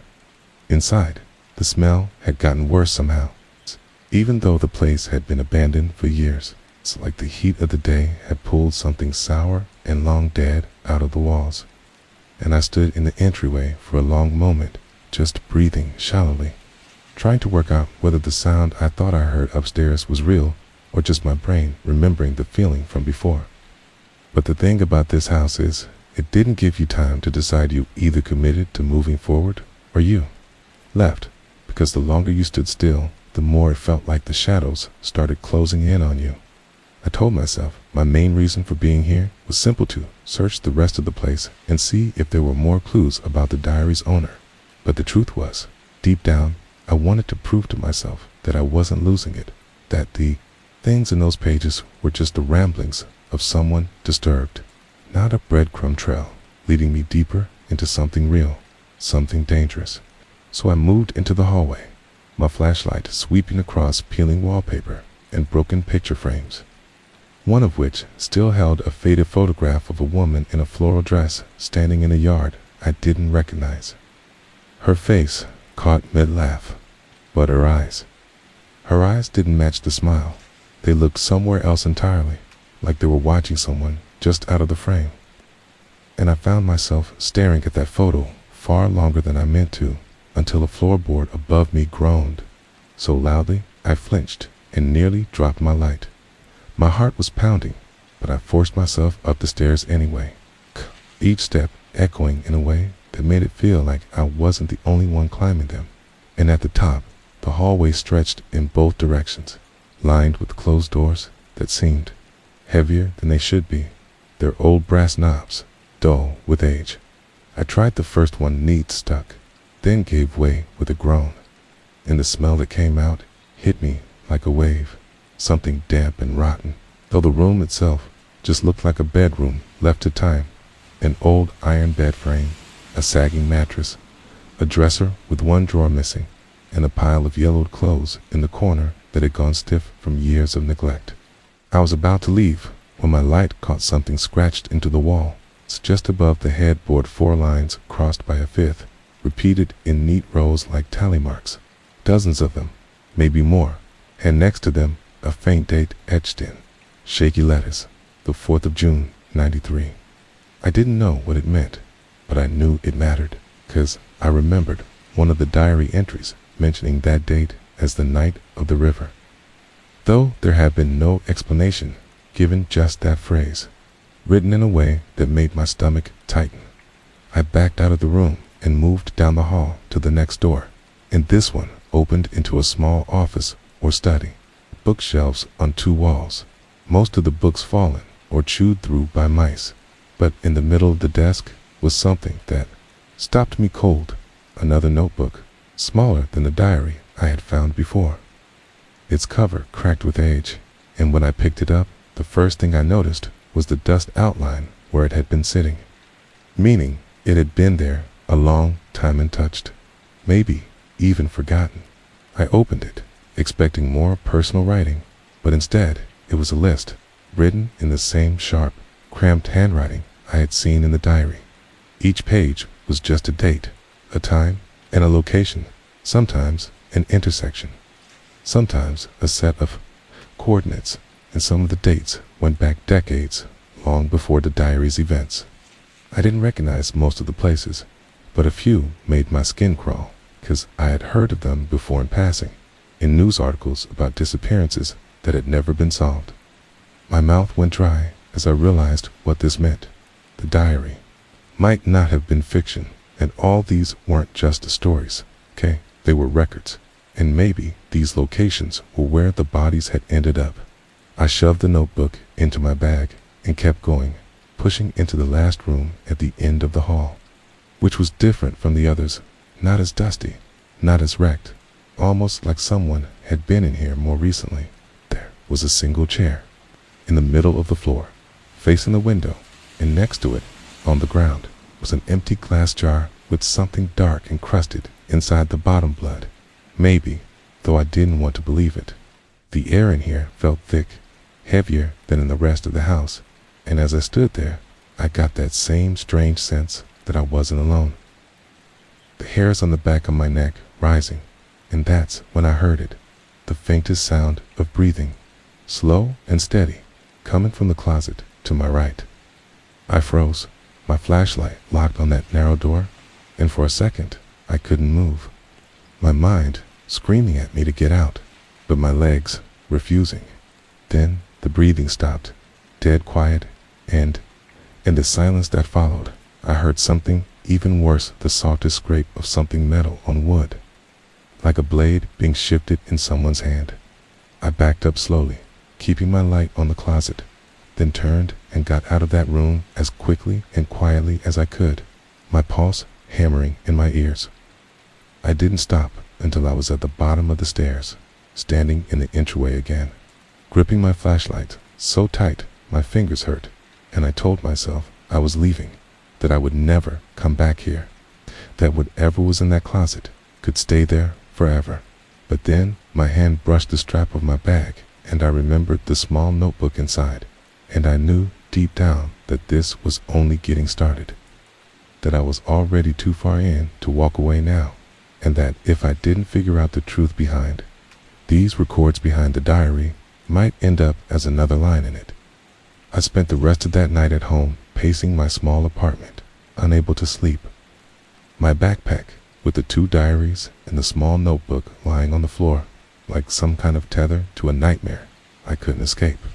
And as the hours passed, the thought that someone might know I had taken these things began to gnaw at me, a cold, slow pressure that made every shadow in my apartment seem alive, moving in ways that my rational brain told me couldn't be real, but my gut screamed were, and I couldn't shake the feeling that somewhere, not too far away, someone was watching, waiting, and possibly even planning what to do about me. I sat at my desk, running through the pages of both diaries again, noting each detail, each location, each date, trying to map out a pattern, because somewhere in the chaos of names, times, and events, there had to be a logic, a path I could follow, a way to understand what had been happening over the decades that no one else seemed able to see. And yet, the deeper I delved, the more confused I became, because every time I thought I had connected one person to a real-world missing persons case, another entry would appear that didn't match anything, leave me questioning not only the authenticity of the diaries, but also my own ability to process what was in front of me.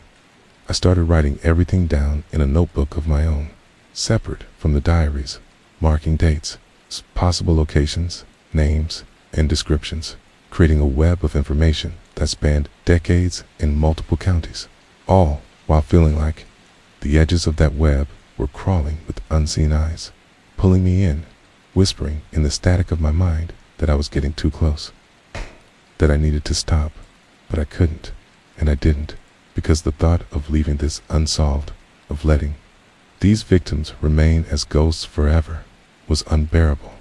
The next morning, I decided I had to do something tangible, something beyond staring at pages and making notes. So I drove to the county records office, hoping to find any files, newspaper clippings, or police reports that might correspond to the victims mentioned in the diaries. And as I sifted through decades-old documents, I was shocked at how many cases had been labeled unsolved, many of them simply vanishing into thin air with no leads, no witnesses, and no suspects. And it started to become clear that the person who had written these diaries had been meticulous, careful, and intelligent enough to evade capture for decades while leaving behind a chilling, detailed record of their crimes. As I worked, I began noticing connections that no one else seemed to have drawn. Small details like the victims' hair colors, clothing, places they were last seen, or even the weather on the nights they disappeared. And when I cross-reference these with the diary's patterns emerged that made my stomach knot. Routes, behaviors, even schedules of towns that seemed to align perfectly with the times and methods described, suggesting the killer had studied their prey, had plotted and planned, and had been doing so in a systematic, almost obsessive way. And it made me realize that this wasn't random violence. It was deliberate, calculated, and the more I read, the more I felt like the killer was still out there, possibly even observing me now. Knowing I had the diaries and the notebook, aware that I was beginning to understand. And that thought alone sent shivers down my spine. That evening, I returned to the abandoned house, feeling the weight of my own obsession because I couldn't resist the pull, the need to see if there was more waiting for me, some new layer of evidence or a clue that would reveal even more about the killer's identity. And as I stepped inside, the familiar creaks and groans of the building seemed to whisper, almost greeting me, and for a brief moment, I had a sick thought that the house itself was alive, feeding off the fear of anyone who entered, storing secrets in the walls like some perverse organism. And I forced that thought away as I moved through the hallways, flashlight beam sweeping across peeling paint and broken furniture, each step more deliberate, each sound amplified in the stillness. I went straight to the upstairs study where I had found the notebook, and when I arrived, I noticed something different, a faint smudge on the floor near the desk, as if someone had been there recently and left an imprint, a shape that could have been a shoe but might have been something else entirely. And the thought that someone else might be inside the house while I was here made me freeze, my pulse racing, my mouth dry. I turned the flashlight around slowly, scanning the room, but it appeared empty. And yet, the feeling didn't leave, a constant gnawing at the edge of my mind that I was being watched, that this time, maybe it wasn't just my imagination. Decided to search the rest of the upstairs, and in the bedroom, I found something that made my blood run cold. The tally marks were gone from the wall, placed by a fresh scrawl in the same cramped handwriting as the diaries, as if someone had rewritten it for me. "You know too much," it said, and my heart leapt into my throat. My legs shaking so badly, I had to sit on the bed for a moment to collect myself, my breath coming in shallow gasps, trying to convince myself that it had been wind. Or perhaps I had misremembered the marks from before, but deep down, I knew that wasn't true. Someone had been in this room after I left, and they knew I was coming back. They knew I had the diaries. And the thought that they could be anywhere in the house, watching, waiting, was almost unbearable. I left the room quickly, heading down the stairs and keeping low, my flashlight beam moving in short, controlled bursts as I scanned each corner, each shadow, and when I reached the front door, I paused, listening. But the house was silent, except for the wind rattling broken windows and the sound of my own heartbeat, pounding so loud it felt like the only thing in the world. And I ran the rest of the way outside, sprinting to my car, fumbling with the keys, and when I finally got inside and locked the doors, I sat there, trembling, gripping the steering wheel. Can't realize that I was in over my head, that the diaries had pulled me into something bigger than I could handle alone. And yet, at the same time, I knew I couldn't walk away. Not now. Not when the evidence, the patterns, and the fresh warning in the bedroom made it painfully clear that the killer was still alive, still active, and had noticed me. Driving home in silence, the streetlights cutting streaks of light across the windshield.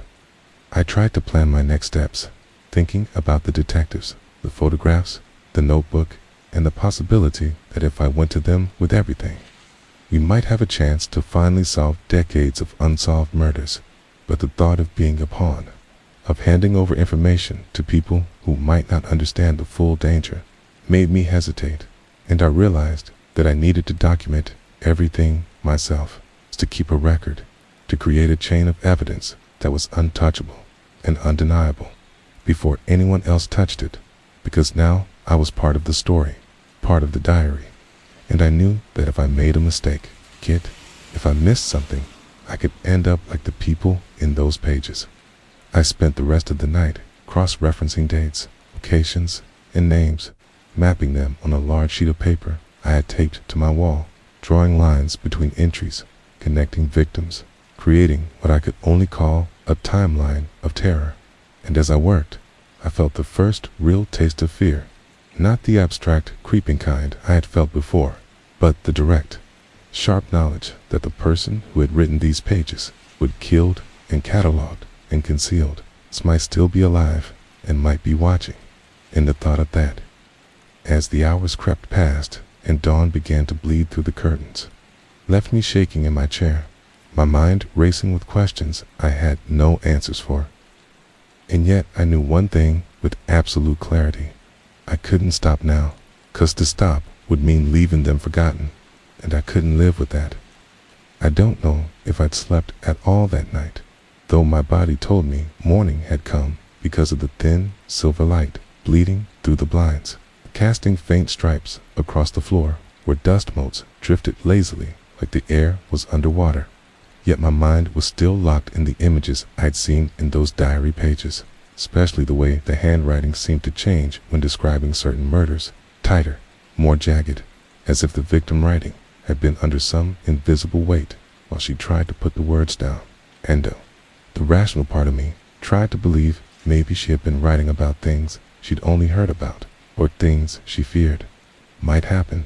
The small, cold pit in my stomach knew better, because the details in those pages weren't vague like rumors. They were exact, like the curve of a knife handle, the exact way a rope was tied, the smell of a basement that hadn't been aired out in years, the muffled thud of someone kicking against floorboards from underneath, all of it too real to be anything but lived experience. And that meant there were bodies somewhere, maybe many bodies that had never been found, and the killer who had put them there had never been caught, which made the thought of staying in that house for even one more day feel insane. Yet I didn't leave, partly because I knew if I did, I might never come back, and partly because something deep down in me, maybe curiosity, maybe guilt, told me that if I left, those pages would remain just another forgotten whisper, another dead voice in a dead place, and that killer's work would stay hidden under the dirt forever. So I forced myself to get up, though my legs felt heavy, like they didn't want to hold me, and I boiled water for coffee in the ancient rust-colored kettle in the kitchen, which let out a high, shaky whistle that sounded way too much like a scream for that early in the morning.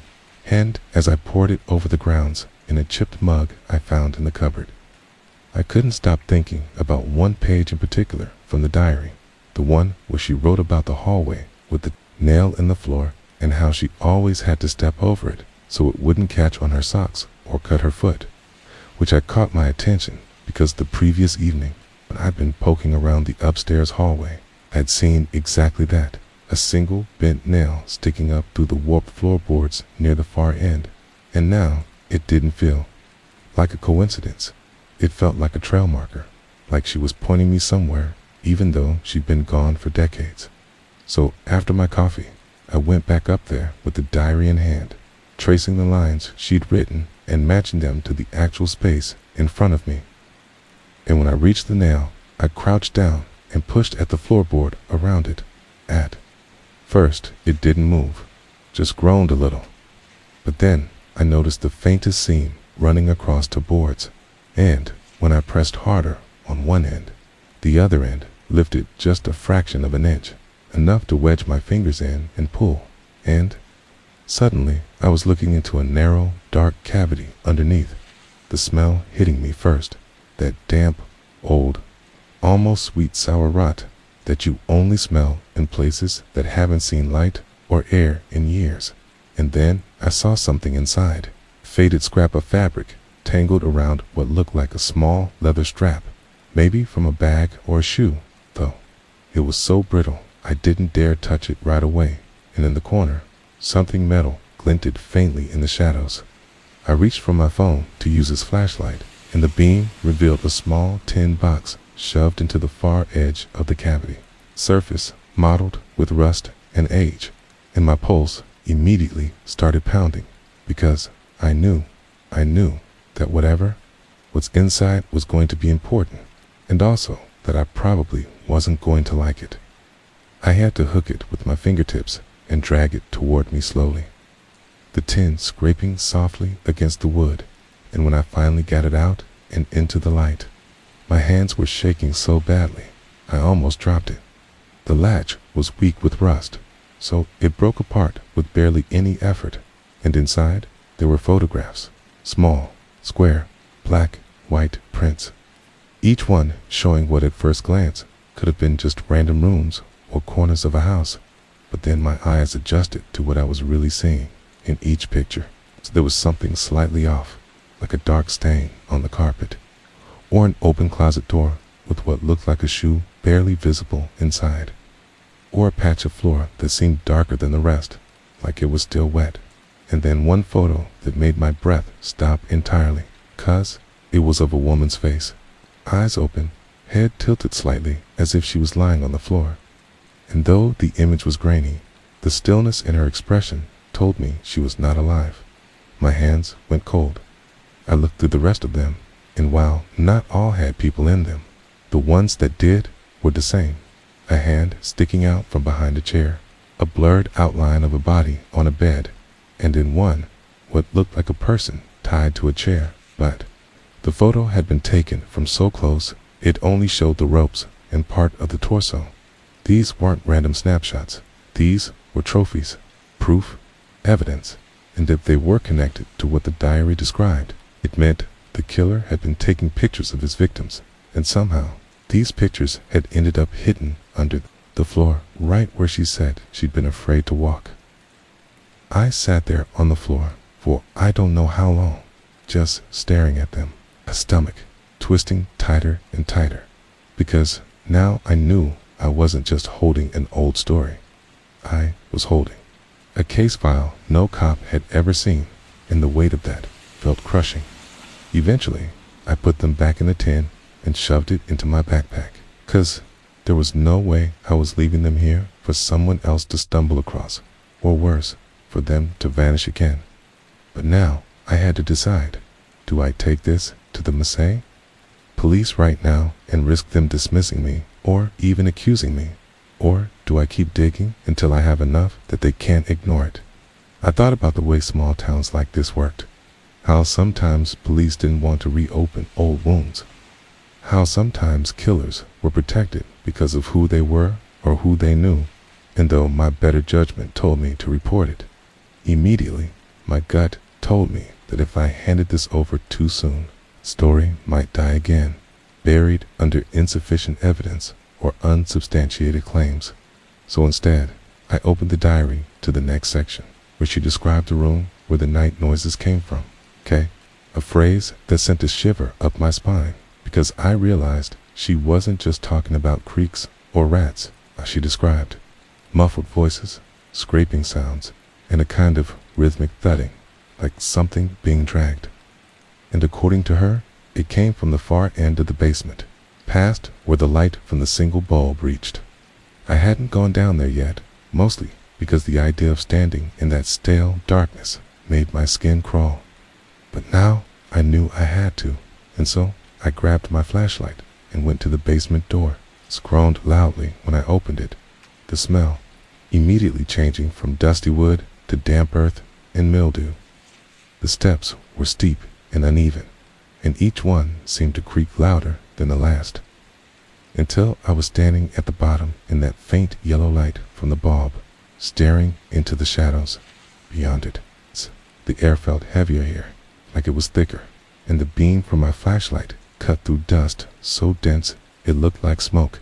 I moved slowly, my eyes scanning the walls, which were rough stone in some places and patched with old wood in others. And then I saw it at the farthest corner.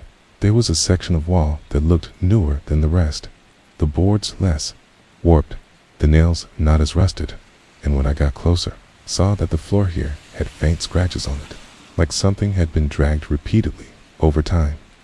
My pulse quickened. I knelt down and pressed my hand against the boards. They were cool to the touch, and when I pushed gently, one of them shifted slightly, almost imperceptibly, like it wasn't fixed as solidly as it should be.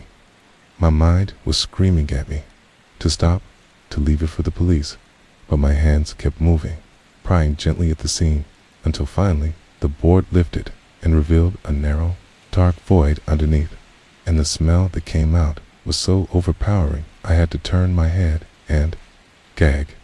In the beam of my flashlight, I could see the top of something wrapped in what looked like thick plastic sheeting, the edges stained dark, and though I couldn't see the whole thing, I didn't need to. I knew what I was looking at. My hands were trembling so hard, I almost dropped the light, and I backed away fast, the pounding of my own heartbeat in my ears drowning out everything else. There was no more question now. The diary was real, the murders were real, and the killer had used this place to hide at least one body, maybe more, and the most chilling thought wasn't that I'd found it. It was that I didn't know if the killer was still out there. Oh, if they were closer than I thought, maybe even watching me right now. After what I had seen in the basement, I couldn't stay in that house another second, though my legs felt like they were made of lead as I climbed the stairs, 2 at a time, my flashlight swinging wildly, casting jagged shadows across the walls that seemed to follow me like dark specters. And when I finally burst out the front door into the weak afternoon sunlight, it felt almost unreal, like I had just stepped out of one world and into another, my chest heaving as I tried to get control of my breathing.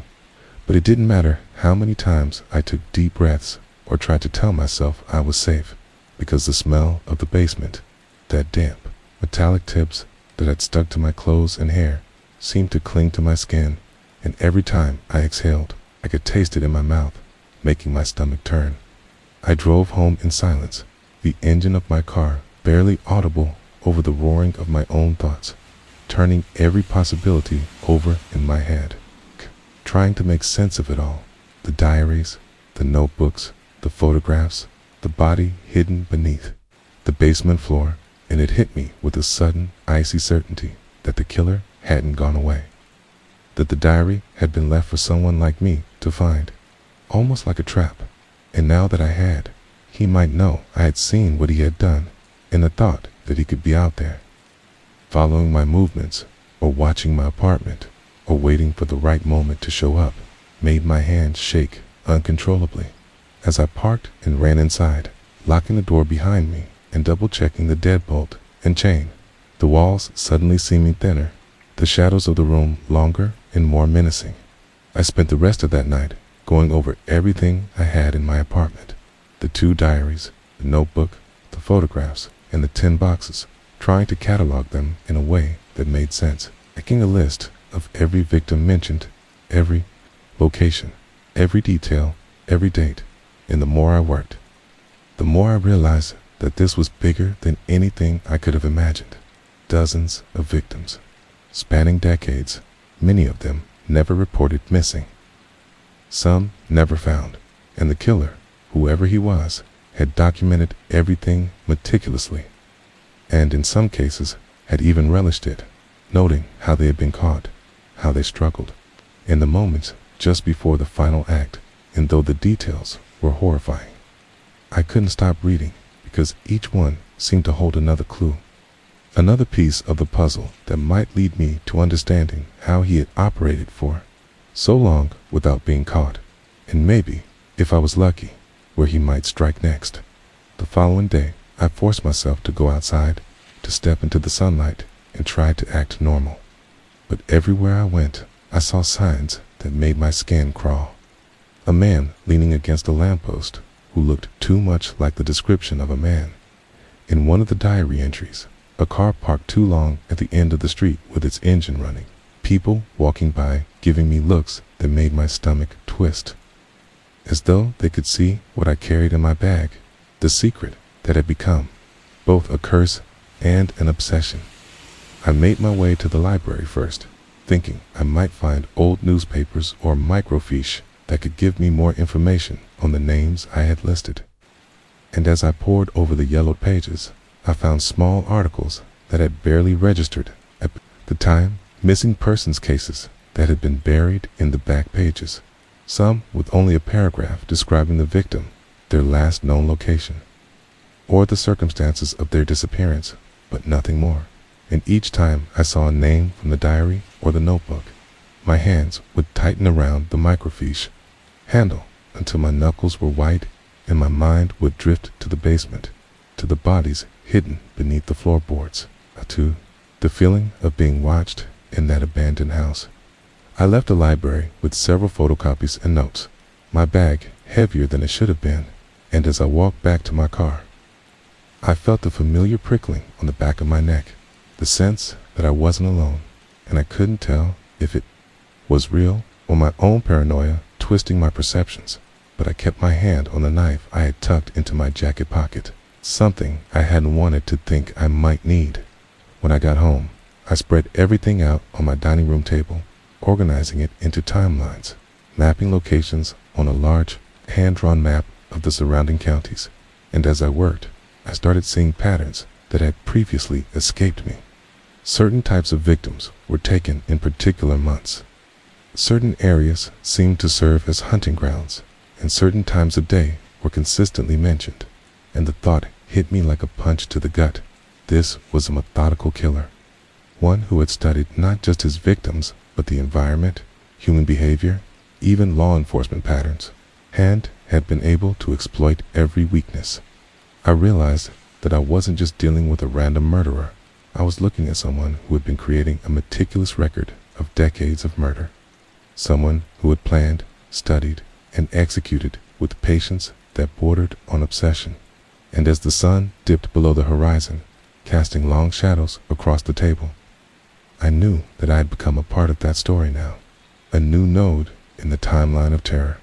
The next few days were a blur of research, cataloging, and sleepless nights. Each entry I read from the diaries, leaving me feeling both horrified and compelled, unable to stop. Because the more I understood the killer's methods, the more I feared what he might do if he realized I had found the diaries, and my paranoia grew.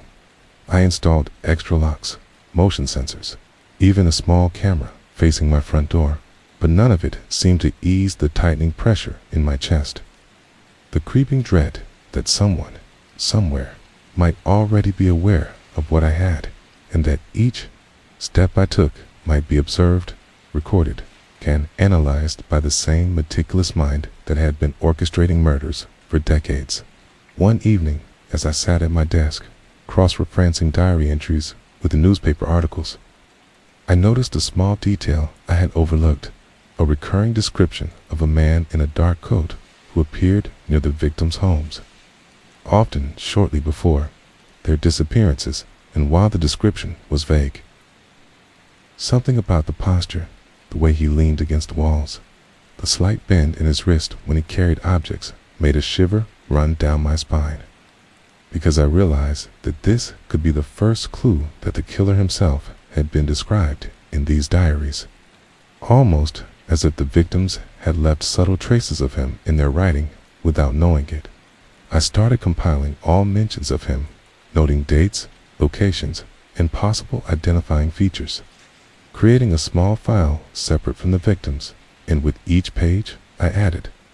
The sense of being watched intensified until one night, while I was cross-referencing an old missing persons case with a diary entry that corresponded to it. I heard a soft knock at my front door, so faint I thought it was the wind, but then it came again, deliberate, measured, and I froze, staring at the door, the diary open in front of me, my hand on the phone to call the police. And yet I didn't move, because the knock was too precise, too intentional, like someone was testing, waiting to see my reaction. My mind raced. Could it be him? Could it be someone else aware of the diaries? I didn't know, but the knock came a third time, and then silence, and for the rest of that night. I didn't sleep, the diary open beside me, my flashlight at hand, listening to every sound outside, every creak in the apartment, every whisper of the wind against the windows. And as dawn finally broke, I knew that nothing would ever be the same again, that I had crossed a line from which there was no return, and that the killer, whoever he was, might already be aware that I had uncovered his records. And that meant that my life, and maybe everyone I cared about, was now in danger. After that first knock, I didn't leave my apartment for 2 days, not even to get food, relying on takeout deliveries and hoping the driver wouldn't look too closely at the bag in my hands. I knew deep down that hiding in plain sight didn't make me safe. Every sound outside made me jump. Every creak in the floor above me or the apartment next door set my pulse racing. And every time my phone buzzed with a message or a notification, I nearly threw it across the room, fearing it was some way the killer might be watching me digitally, tracking my movements, knowing I had the diaries. The more I thought about it, the more I realized that the diaries themselves were dangerous. They weren't just evidence of murders. They were bait, almost as if whoever wrote them had wanted someone to find them, someone who would be curious enough to follow the breadcrumbs. And now that I was trapped in their game, whether I liked it or not. On the third night, I could no longer sit still, and against my better judgment, I decided to go back to the abandoned house, reasoning that there had to be more evidence, something I had missed in my previous trips, some additional diary entries, or photographs that could give me clues. And even as I drove there, the streetlights flickering through the misty air like eyes watching me, I knew I was risking my life, but the obsession had me in its grip, and I couldn't stop. When I arrived, the house looked different in the moonlight. The broken windows glimmered faintly like eyes reflecting back at me. The long shadows of the trees twisted across the walls, and the wind moaned through the gaps in the siding, creating a low, almost human sound. I felt my stomach tighten because I knew I wasn't walking into just a building, but into the killer's domain. A place that had been carefully preserved for decades to hide bodies' evidence, and perhaps even traps for anyone foolish enough to return. I parked in the long grass and moved quietly up the steps, flashlight in hand, every nerve screaming at me to turn back, to abandon this madness. But my curiosity pushed me forward, and as I reached the top of the stairs and the door, I noticed something new. A set of footprints in the dirt on the porch, heavier than mine, boot prints with a tread pattern I didn't recognize. And they weren't old. The ground was soft enough that I could tell they had been made within the last few hours, and the realization hit me like a punch to the chest. Someone else had been here, maybe watching, maybe waiting, and I didn't know if they were friendly or deadly. I swallowed hard, trying to steady my breathing, and I pushed the door open slowly, the hinges groaning softly, and as I stepped inside, the familiar smell of dust and rot mixed with something sharper, something metallic, reached my nose, and I immediately knew that I had to be careful. Anything could be different this time. A trap, a clue, or a warning. I moved through the hallway, flashlight cutting across peeling wallpaper and broken frames, until I reached the study where I had previously found the small notebook and photographs. And now the room looked altered, papers scattered across the desk as if someone had rifled through them. The tin box I had hidden gone, and in its place, a single photograph lying flat on the desk. face up, showing an image I knew too well, me, sitting at my apartment desk, cross-referencing the diaries, taken from an angle that suggested someone had been watching me from outside the window or through a camera.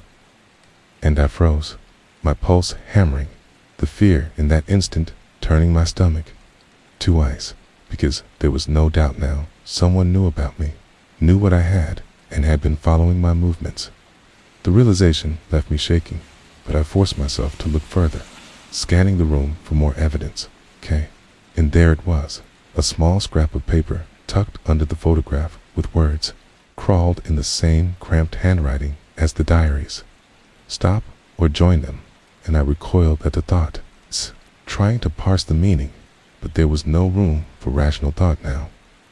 Only fear, adrenaline, and the undeniable understanding that I was part of a narrative much larger than myself, one that had been playing out for decades, and now I was a character in it, and the killer, whoever they were, had taken notice. I left the study quickly, moving to the basement, because part of me thought there might be more clues there, more entries, more evidence of what had been done in this house. But as I descended the stairs, the air grew heavier, the smell of rot and mildew stronger, and I felt the same dread that had gripped me the first time I entered, the sense that the house itself was aware of my presence, that it had been waiting, and that whatever I found might change everything, or end everything, at the bottom of the stairs. I saw the corner where the hidden floorboards had revealed the first body, and now, with my flashlight trembling in my hand, I'd noticed more floorboards had been shifted, uneven again, and I could see faint outlines of another cavity, as if someone had been preparing for me to discover it, or had recently done so. And I knew with an icy certainty that the killer might still be around, somewhere, either inside the house or watching from outside, and that thought made my blood run cold, my muscles tensing for a fight or flight that neither fully prepared me for. I reached the first cavity and carefully pried the boards back, half expecting another body or another 10.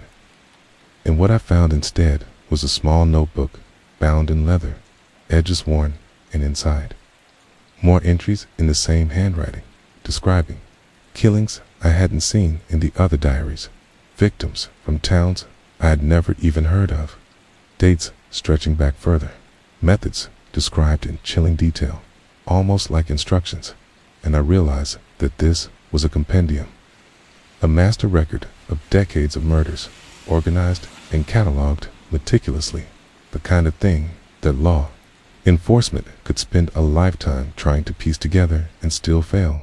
And my hands shook as I turned each page, reading names, dates, locations, small sketches, diagrams of rooms, angles of doors, measurements, everything recorded with obsessive precision. I heard a floorboard creak somewhere behind me and froze, the flashlight shaking in my hands, trying to pierce the thick darkness of the basement, every nerve in my body screaming at me to run.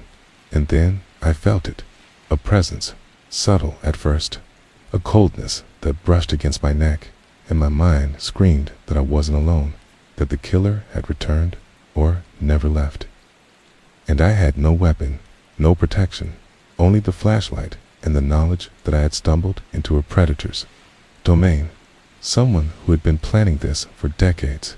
I bolted for the stairs, the notebook clutched to my chest, the weight of it making my movements awkward and slow. And as I ran, I thought of the photograph of me at home, the message, the diary entries, and the countless victims, and a terrifying thought struck me: the killer might be using the diaries as a lure, see who would uncover the truth, and I was it. And now they would come for me, because curiosity had a price, and I had just paid mine.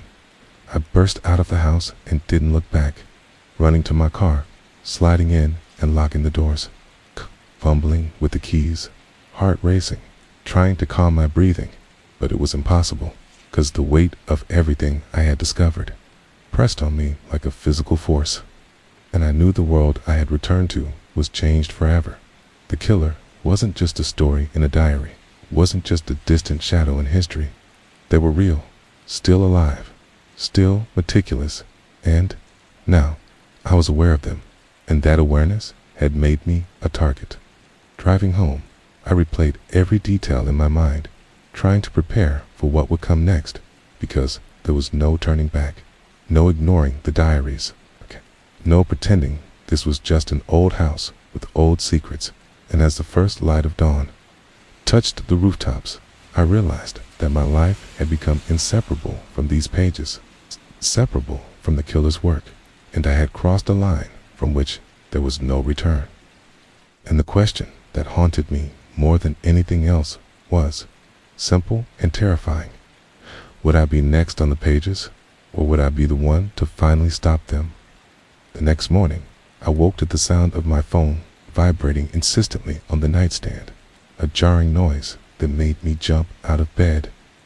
And when I reached for it, my hand trembling, I saw an unfamiliar number flashing on the screen, and a part of me froze, knowing somehow that whoever had left the photograph and the message at the abandoned house could be behind this call, or at least that my mind had already made the connection.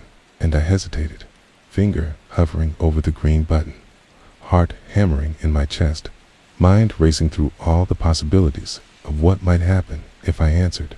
Curiosity and fear warred in me, but ultimately curiosity won, and I pressed the button, holding the phone to my ear with sweaty hands, and all I could hear at first was static, low and humming, until a voice came through. Quiet but deliberate. .com, in a way that made my skin crawl. I see you found my work, it said, and my body went cold, every muscle locking as my brain tried to process the sound.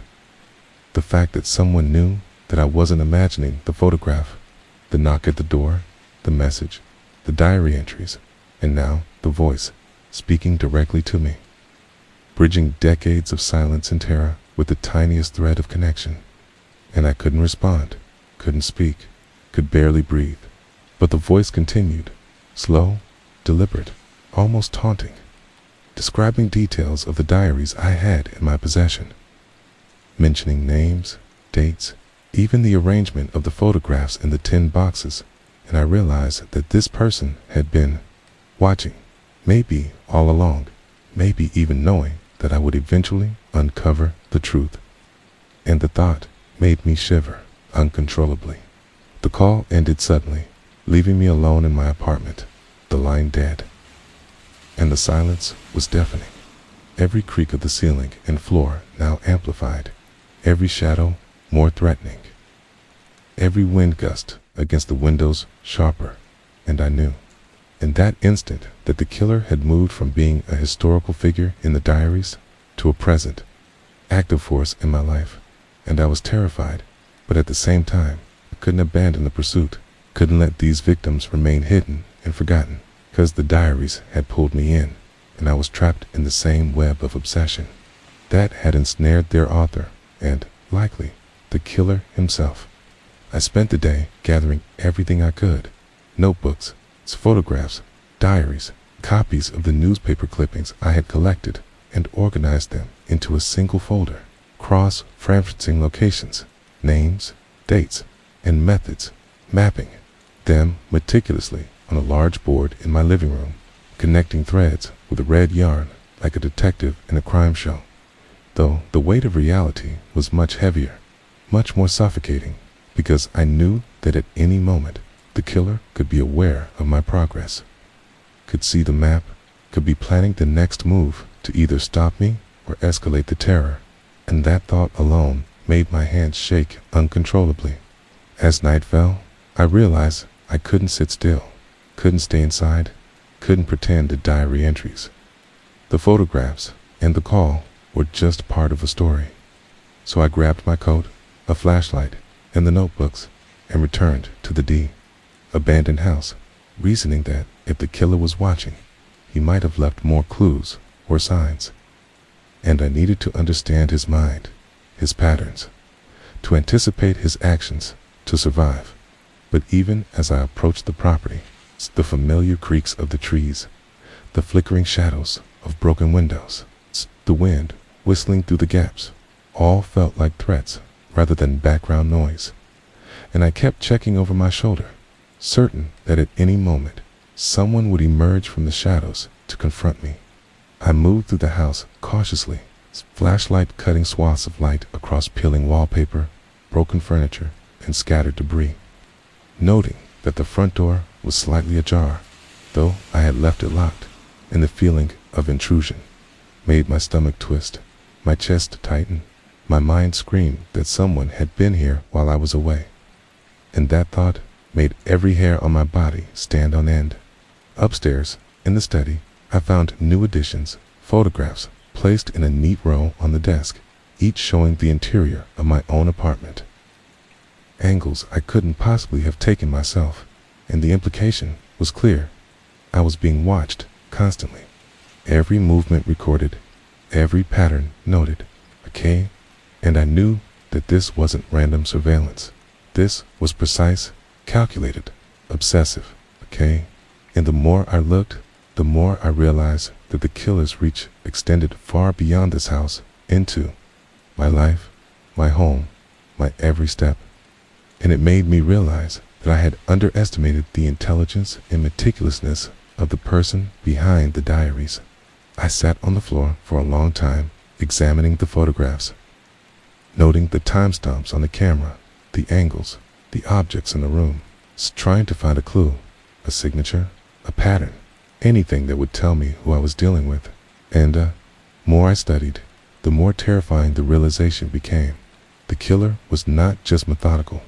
He was patient, calculating, and had likely been planning contingencies for decades, serving potential witnesses, tracking movements, and anticipating any discovery of his work. And now, with me having found the diaries, he had a new target. Someone who could either continue the chain of exposure or be eliminated to preserve his secrecy. I continued searching the house that night, moving to the basement, my flashlight flickering slightly, the beam catching on shadows that seemed to twist and move on their own. And when I reached the corner where the first body had been hidden, I discovered another cavity, sealed just enough to hide its contents from casual inspection, and inside was another small notebook, bound in leather, even older than the last, with entries describing murders so precise, so cruel, that reading them made me nauseous. But I couldn't stop, because each page seemed to hold a piece of a puzzle, a piece of understanding the mind of the killer.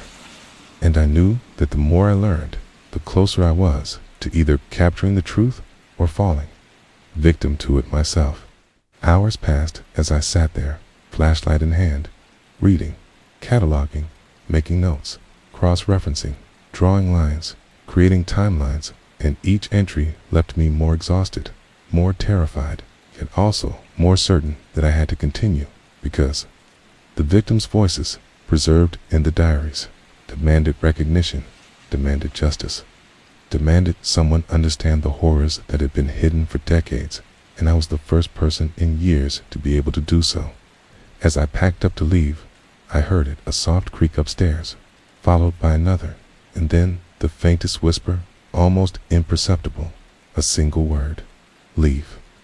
And my stomach dropped, my blood ran cold, but I knew that leaving was not an option.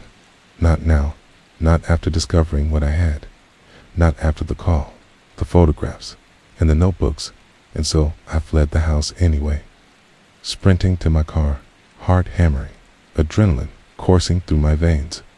And as I drove home in near darkness, I thought about the pattern of the victims, the locations, the dates, and the methods. I realized that the killer's obsession with documenting his crimes wasn't just for himself.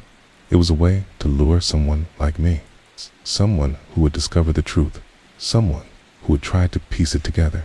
And now that he knew I was aware, I was his prey, and the diaries had made me part of his story in a way I couldn't escape. That night, I barely slept, listening for any noise outside my apartment, checking doors and windows obsessively, moving quietly to see if anyone was watching. And in the small hours, I noticed movement across the street, a shadow, quick and precise, lingering just long enough for me to see, and I knew, without a doubt, that this person had been following me, knew my habits, okay, and had been waiting for me to come back with the diaries. And I realized that from now on, every action I took would be observed, every step monitored, and I was caught in a silent, relentless game with a mind that had planned for decades, a predator who was patient beyond measure, and the thought that I could be next on the list of diary entries filled me with terror and resolve all at once, because I knew I had to continue, had to document, had to uncover the truth, even if it meant risking my life in the process. It had been almost a week since I last opened the diary, and that was not because I had lost interest, far from it, but because the more I read, the more the words seemed to crawl into my head and make themselves at home, whispering in the quiet moments, nudging me awake at night with the image of a shadow moving in the corner of my room. And I knew if I kept going without pause, I might lose the thin grip I had on feeling safe. But tonight, I could not help it. The rain outside was heavy, and the wind rattled the windows of my small apartment, and I had no plans to leave the house anyway. So I lit a small lamp, pulled the diary from the drawer I kept it in, and began again from where I had stopped. And the first line I saw was not a continuation of the last entry, but rather a new one dated months later. It's almost like the writer had taken a long break between confessions, but the handwriting was the same shaky, pressed down scrawl, and the first words were, "He knows I've seen too much." And I froze, because that was the first time the diary had hinted that someone else might know about the writer's thoughts, someone dangerous enough to make them fear for their life. And the more I read, the more that feeling grew, because the writer went on to describe a man they only referred to as him. No name, no description at first, it's just him. And this him had apparently been watching them for weeks, showing up near their house, lingering outside the grocery store, even appearing in the background reflection of a bus stop shelter late at night. And they said they didn't know if him had figured out they were writing everything down, but they suspected it because the last time they had seen him up close in a shadowy alley behind a laundromat, he had leaned toward them and whispered, "Careful, or you'll be next," before walking away. And that was the first time I realized the diary was no longer just a private confession of crimes. It was turning into a warning. And maybe not just for the writer, maybe for me too, because reading it felt like being pulled into the same net the writer was caught in. And in the next lines, they talked about finding something inside their own house that should not have been there, a bundle of hair tied with a red ribbon, stuffed inside the hollow of their bedroom wall where the plaster was cracked. And when they touched it, they realized it was still damp, like it had been taken recently from someone. Then they wrote that they wanted to burn it, but something stopped them, some strange compulsion to keep it, to see what would happen. And that scared me, because the way they described the hair was almost loving, almost as if they didn't want to admit they were fascinated. And then they mentioned something that made my stomach drop. They had heard about a missing woman in the next town over, a waitress who had vanished walking home from her shift, and in the photo on the flyer, her hair was long and the exact same shade the writer described. And that meant that him had either killed her or wanted the writer to believe he had. And I started to feel like maybe him had been using the writer as a kind of storage, a keeper of trophies, and maybe that's why the diary contained such detailed descriptions of the murders, because they weren't just memories, they were instructions, records, things that him wanted someone to keep safe in case he ever needed to relive them. And as I sat there reading, the thought came into my head, uninvited but impossible to ignore. What if this wasn't just about the past? What if him was still alive and out there? And what if he knew I had the diary now? And as if the universe wanted to underline that thought, I heard a soft knock at my door, not loud, just enough to cut through the rain and the hum of my lamp, and I froze, listening, and it came again, slow, deliberate, and I thought about ignoring it, but the knocks kept coming, steady and patient, and finally I stood up and went to the peephole, and there was no one there, just the wet, empty hallway. But something in me knew the timing was not a coincidence, and I shut the door, locked it, and sat back down. But I could not focus on the words anymore, not completely, because every creak of the building sounded like footsteps. And the next part of the entry didn't help. The writer said they had been hearing knocks too, always at night, always slow and deliberate. And every time they checked, no one was there, and they wondered if him was testing them, trying to see how close he could get before they broke. And I didn't want to admit it, but I was starting to feel the same way, like I was being tested, like every choice I made now to keep reading, to keep the diary in my home, was part of some game I didn't understand. And the last thing the writer had put down in that entry was a single line, underlined twice. He doesn't need to find you if you open the door first. And I don't know why, but that sent a cold rush through me, because it almost felt like advice, like the writer was speaking directly to me. And maybe they were. Maybe they knew someone like me would find their words one day, and maybe that someone would be next in line. And I sat there with the diary open, the rain hammering outside, the lamp casting long shadows on the walls, and I could not shake the feeling that somewhere in the building, maybe even right outside my door again, someone was waiting for me to make the wrong move. I didn't sleep much after leaving the diner that night. It's the weight of Mary's faded photograph and the sound of the rain on the metal roof of my car still tangled together in my head, forming this relentless, pounding ache that wouldn't let go. No matter how many times I told myself I could just drop all of this and walk away.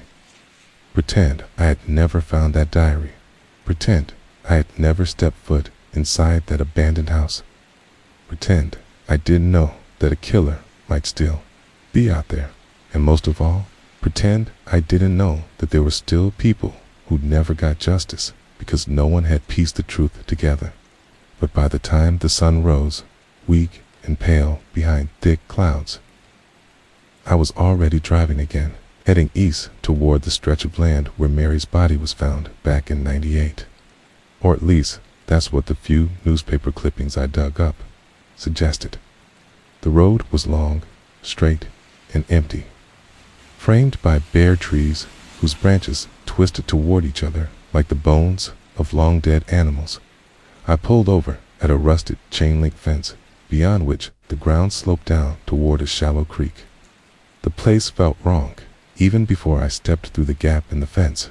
Wrong in that way certain spots do, where the air is heavy and quiet in a way you can't explain, and even the birds won't cross overhead. The creek was a little more than a ribbon of muddy water, and the bank on the far side was cluttered with weeds, driftwood, and trash that must have been there for decades. I tried to picture what it had looked like back in 1998, before the weeds had grown so high, before the plastic bottles and tires had settled into the mud, before time had blurred the details. In the diary, the killer described this location without naming it. But the way they described the sound of the water and the shape of the trees matched this place exactly. My chest tightened when I saw something half buried near the base of an old oak, a scrap of faded fabric tangled in the roots, almost the exact same color as Mary's sweater in that picture. I didn't touch it, just crouched there for a moment, staring, wondering if this was a coincidence or if this was something no one had ever found. Then a branch snapped behind me. I spun around so fast my shoes slid in the mud, my eyes scanning the trees, but I didn't see anyone. The sound had been close though, close enough that I could swear I felt the vibration of it in my chest. I told myself it was an animal, a deer maybe, or a fox, but as I straightened up, saw footprints in the mud, fresh, not deep enough to be from a heavy man, but too big to be from a child. They led toward the trees and disappeared into the undergrowth. I stood there for too long, my heart pounding in my throat, before finally forcing myself to follow. My hands cold, even though I'd shoved them deep into my jacket pockets. The trail curved up a small hill, then dipped into a clearing where an old fire pit sat surrounded by beer cans and a few torn-up tarps. It didn't feel abandoned, though the tarps hadn't been bleached by the sun yet, and one of the cans still had beads of condensation on it. Someone had been here very recently. I didn't see anyone, but the feeling that I was being watched was so strong it made my scalp prickle. I backed away slowly, careful not to step on anything that would snap underfoot, and made my way back to my car, trying to keep my breathing steady. But before I could even put the key in the ignition, I noticed something tucked under my windshield wiper. At first, I thought it was just a flyer or a note from someone angry about where I had parked. But when I pulled it free, my stomach dropped. It was a Polaroid. It's a kind that develops right there in your hand. It showed the creek, the exact same spot I had just been standing in, but the photo was taken from behind me.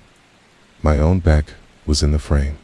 I stared at it for what felt like forever, the edges of the picture soft and warm like it had been taken only minutes earlier. My hands were shaking so badly, I almost dropped it. I checked the road, the trees, the clearing, but no one was there. I got in the car, locked the doors, and drove without even knowing exactly where I was heading. Just that I needed to be somewhere crowded, somewhere with lights and noise and people. I ended up at a small public library in the next town over, the kind of place where the air smells faintly of dust and old paper.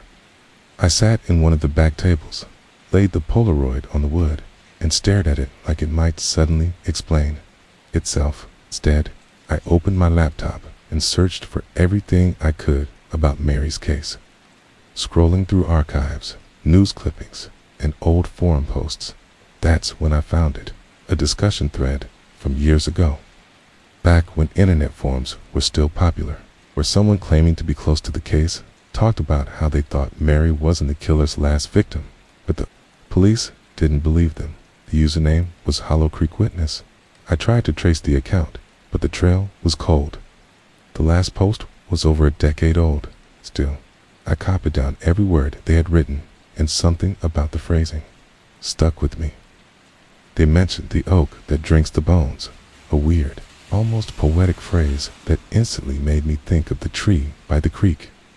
I don't know how long I sat there, lost in thought, before I noticed a man sitting at the other end of the library, facing me. He wasn't reading. He wasn't using a computer. He was just staring. When our eyes met, he smiled, slow, deliberate, then stood up and walked out without saying a word. My legs felt like they were full of lead, but I forced myself to get up, rushing to the window just in time to see him getting into a beat-up pickup truck. The same truck I'd seen parked near the chain-link fence that morning. It was the moment I knew I wasn't just chasing shadows. Whatever I had stumbled into, it was alive. It was watching me, and it wasn't going to let me go. I didn't sleep that night, not in the conventional sense, not in a way that let my mind rest or my body feel safe, 'cause every shadow in my apartment seemed heavier, every creak of the floor sounded like footsteps, and even the hum of the refrigerator felt like it was trying to tell me something, some warning I wasn't ready to hear. And when morning finally came, gray and oppressive, I realized that I couldn't stay in my apartment any longer, not with the Polaroid sitting on my desk, not with the memory of that man staring at me in the library, not with the diary open beside me, whispering secrets I wasn't sure I could handle. So I packed a small bag with the essentials: water, a change of clothes, the diary, the notebooks, the map I had been marking obsessively for days, and I left, locking the door behind me with a finality that made my stomach churn, because I knew I was entering a game I had no rules for and no guarantee of survival. I drove without a clear destination, just following instinct and trying to put as much distance as possible between myself and the apartment. But the streets were eerily empty, the clouds low and heavy, and I felt eyes on me in the passenger seat, in the rearview mirror, and every time a car passed, I flinched, half expecting it to swerve toward me or pull into the side streets to follow. And the thought that someone could be tracking my movements in real time made my hands sweat and my heart race. But I couldn't stop, because leaving the investigation unfinished wasn't an option. The diary demanded attention. The victims demanded attention. And even if my own life was at risk, I had to continue. After hours of driving, I stopped at a small, run-down motel on the outskirts of a town I didn't recognize. It's the kind of place where the neon sign flickered and the carpet was stained and the walls were thin. And I rented a room under a fake name, leaving the bag with all the evidence locked in the closet, because I needed to think without the weight of the diary in my lap, even if only for a few moments. And I sat on the edge of the bed, staring at the peeling wallpaper, realizing that I had crossed a line. There was no going back now. I had discovered a network of murders that had been hidden for decades, and I had made myself a target in the process, and the person behind it, the killer, knew I was aware of them. The room was small, oppressive, and silent, except for the low hum of the air conditioner, and yet I felt a presence, subtle at first, a prickling on the back of my neck, a shadow in the corner that shouldn't have been there, and I kept looking over my shoulder, expecting someone to step out from the bathroom or the closet. And when nothing happened, I told myself it was paranoia. Yet the feeling didn't leave. It clung to me, and I realized that fear had become a constant companion, following me wherever I went, whispering that at any moment someone could be standing just out of sight, studying my every move. I unpacked the diary carefully, laying it on the small desk by the window, and started reading again. And this time, the entries were different, almost more frantic, almost more desperate, describing encounters the writer had had with him in more detail, how he had appeared unexpectedly, how he watched them at night, how he seemed to know their schedule before they did. And there was a part where the writer mentioned catching a glimpse of him through a cracked window, noticing a slight limp in his left leg, a small scar along the edge of his jaw, and I memorized every detail, every idiosyncrasy, because I knew it could be the difference between surviving and being next. And the thought of that made my chest tighten. Hours passed, and I realized I hadn't eaten or moved. Only reading, only taking notes, only cross-referencing with the newspaper clippings, trying to build a mental map of where the killer had operated, what patterns he had followed, and what his next move might be. And I realized with a sinking feeling that there was no pattern that made him predictable. That his patience and intelligence had allowed him to move undetected for decades, that he was always one step ahead. And now that I had found the diaries, I was in his game, whether I wanted to be or not.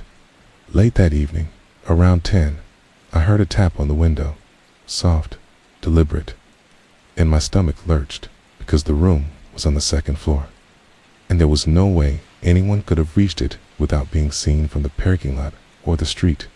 But when I shone my flashlight across the window, nothing was there, just a reflection of my own pale face and the diary in the desk lamp. And yet, the sound repeated, once, twice, and a third time, And I realized that it wasn't the window at all. It was something in my mind, or at least it felt like it. A message, a warning, a reminder that I was being watched, that my movements were known, that the killer could strike at any moment, and I was powerless to stop it. I packed the diary, the notebooks, the Polaroid, and the map into my bag again, locked the door, and went out into the parking lot, checking every corner, every shadow, but no one was there. And the neon sign flickered overhead, casting long, sickly reflections across the wet asphalt, and I started the car and drove, not knowing where I was going, only knowing that I had to move, that staying in one place made me vulnerable, and that the killer's presence, whether real or imagined, was pressing down on me, suffocating, relentless, unyielding. The next stop was a small town I had never been to, but which appeared frequently in the diary as one of the locations where the writer had witnessed or recorded encounters with the killer. And as I drove through it, the streets were quiet, the houses mostly dark, and I couldn't shake the feeling that someone was following. A car with tinted windows that seemed to appear wherever I turned, slowing when I slowed, parking when I parked, always just far enough away that I could not prove anything. And my mind began to race with possibilities.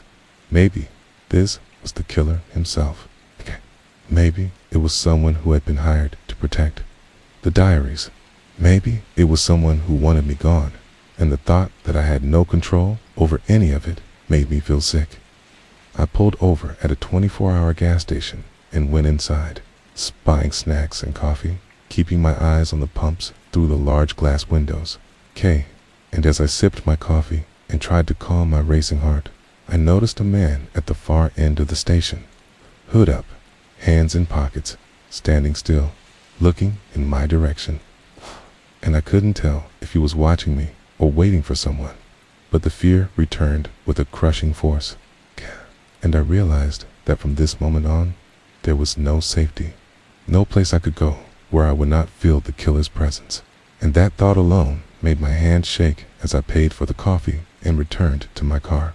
Back on the road, I tried to focus on the diary again, slipping through the pages, reading entries that described victims I had never heard of, locations I had never visited, in details so precise it was terrifying. The way the killer noted the angle of a window, the type of rope used, the time of day, the victim's final movements, everything cataloged as if it were for a report rather than a life-ending act. And I realized that every victim had a thread linking them, something subtle, something almost invisible unless you were looking for it. And now, after reading for days, I could see the pattern beginning to emerge, but the clarity came with terror, because it made me realize the killer was still active, still learning, still watching, and that my pursuit of the diaries had put me directly in his line of sight. I drove all night, stopping only for gas or coffee, the diary open in my lap, flashlight balanced on the steering wheel, reading entries by dim light.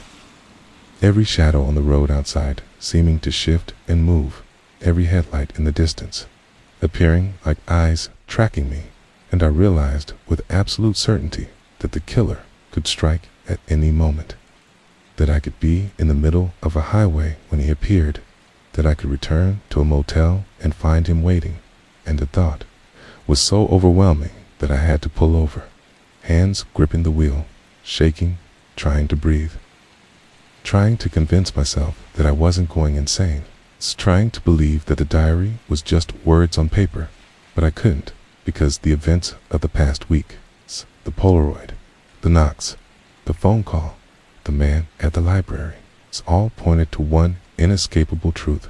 Someone knew I had the diary. Someone knew what I had discovered, and that someone was patient, intelligent, and merciless, and I had no idea what he was planning next, or when it would happen, or if I would survive to see it.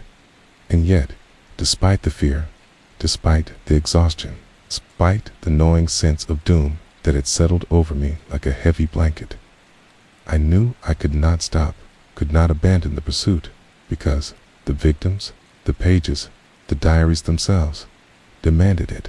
And if I stopped now, I would be complicit in their silence, in their disappearance, in the erasure of their lives.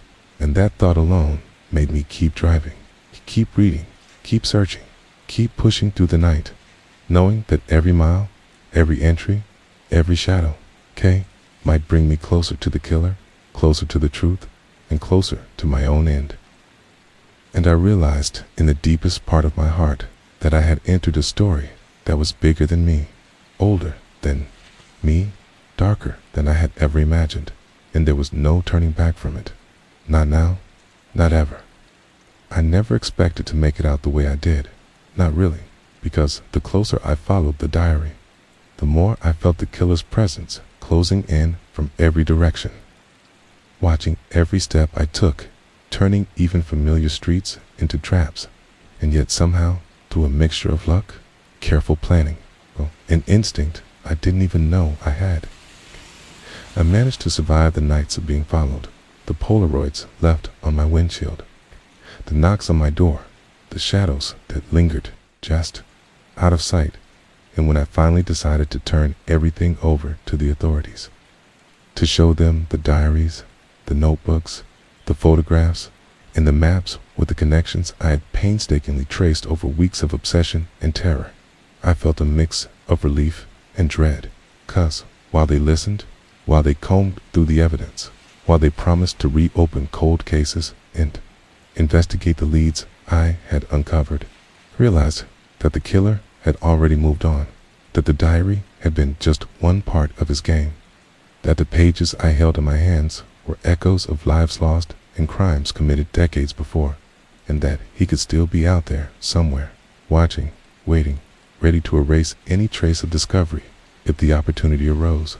And though I was physically safe for the moment, I knew I would never feel truly secure again, 'cause some part of me would always remember the way he lingered in the shadows, the way he had anticipated every move, the way his presence was woven into every word of the diary. And I knew that in some way, the story was not over. The pages may have been closed in my hands, but the legacy of fear, the meticulous, patient, unseen terror, would echo on in every dark corner, in every abandoned house, in every diary that might be found one day long after I was gone. And as I left the police station that evening, walking out into the cold air with the diaries now sealed in evidence bags, I glanced over my shoulder, and for a fleeting instant, I thought I saw a shadow slip behind the fence across the street, just for a second. A reminder that some stories never truly end, that some killers are patient beyond reason, and that sometimes the most horrifying truth is not what's written in the pages of a diary, but the fact that someone, somewhere, is still alive to keep writing it.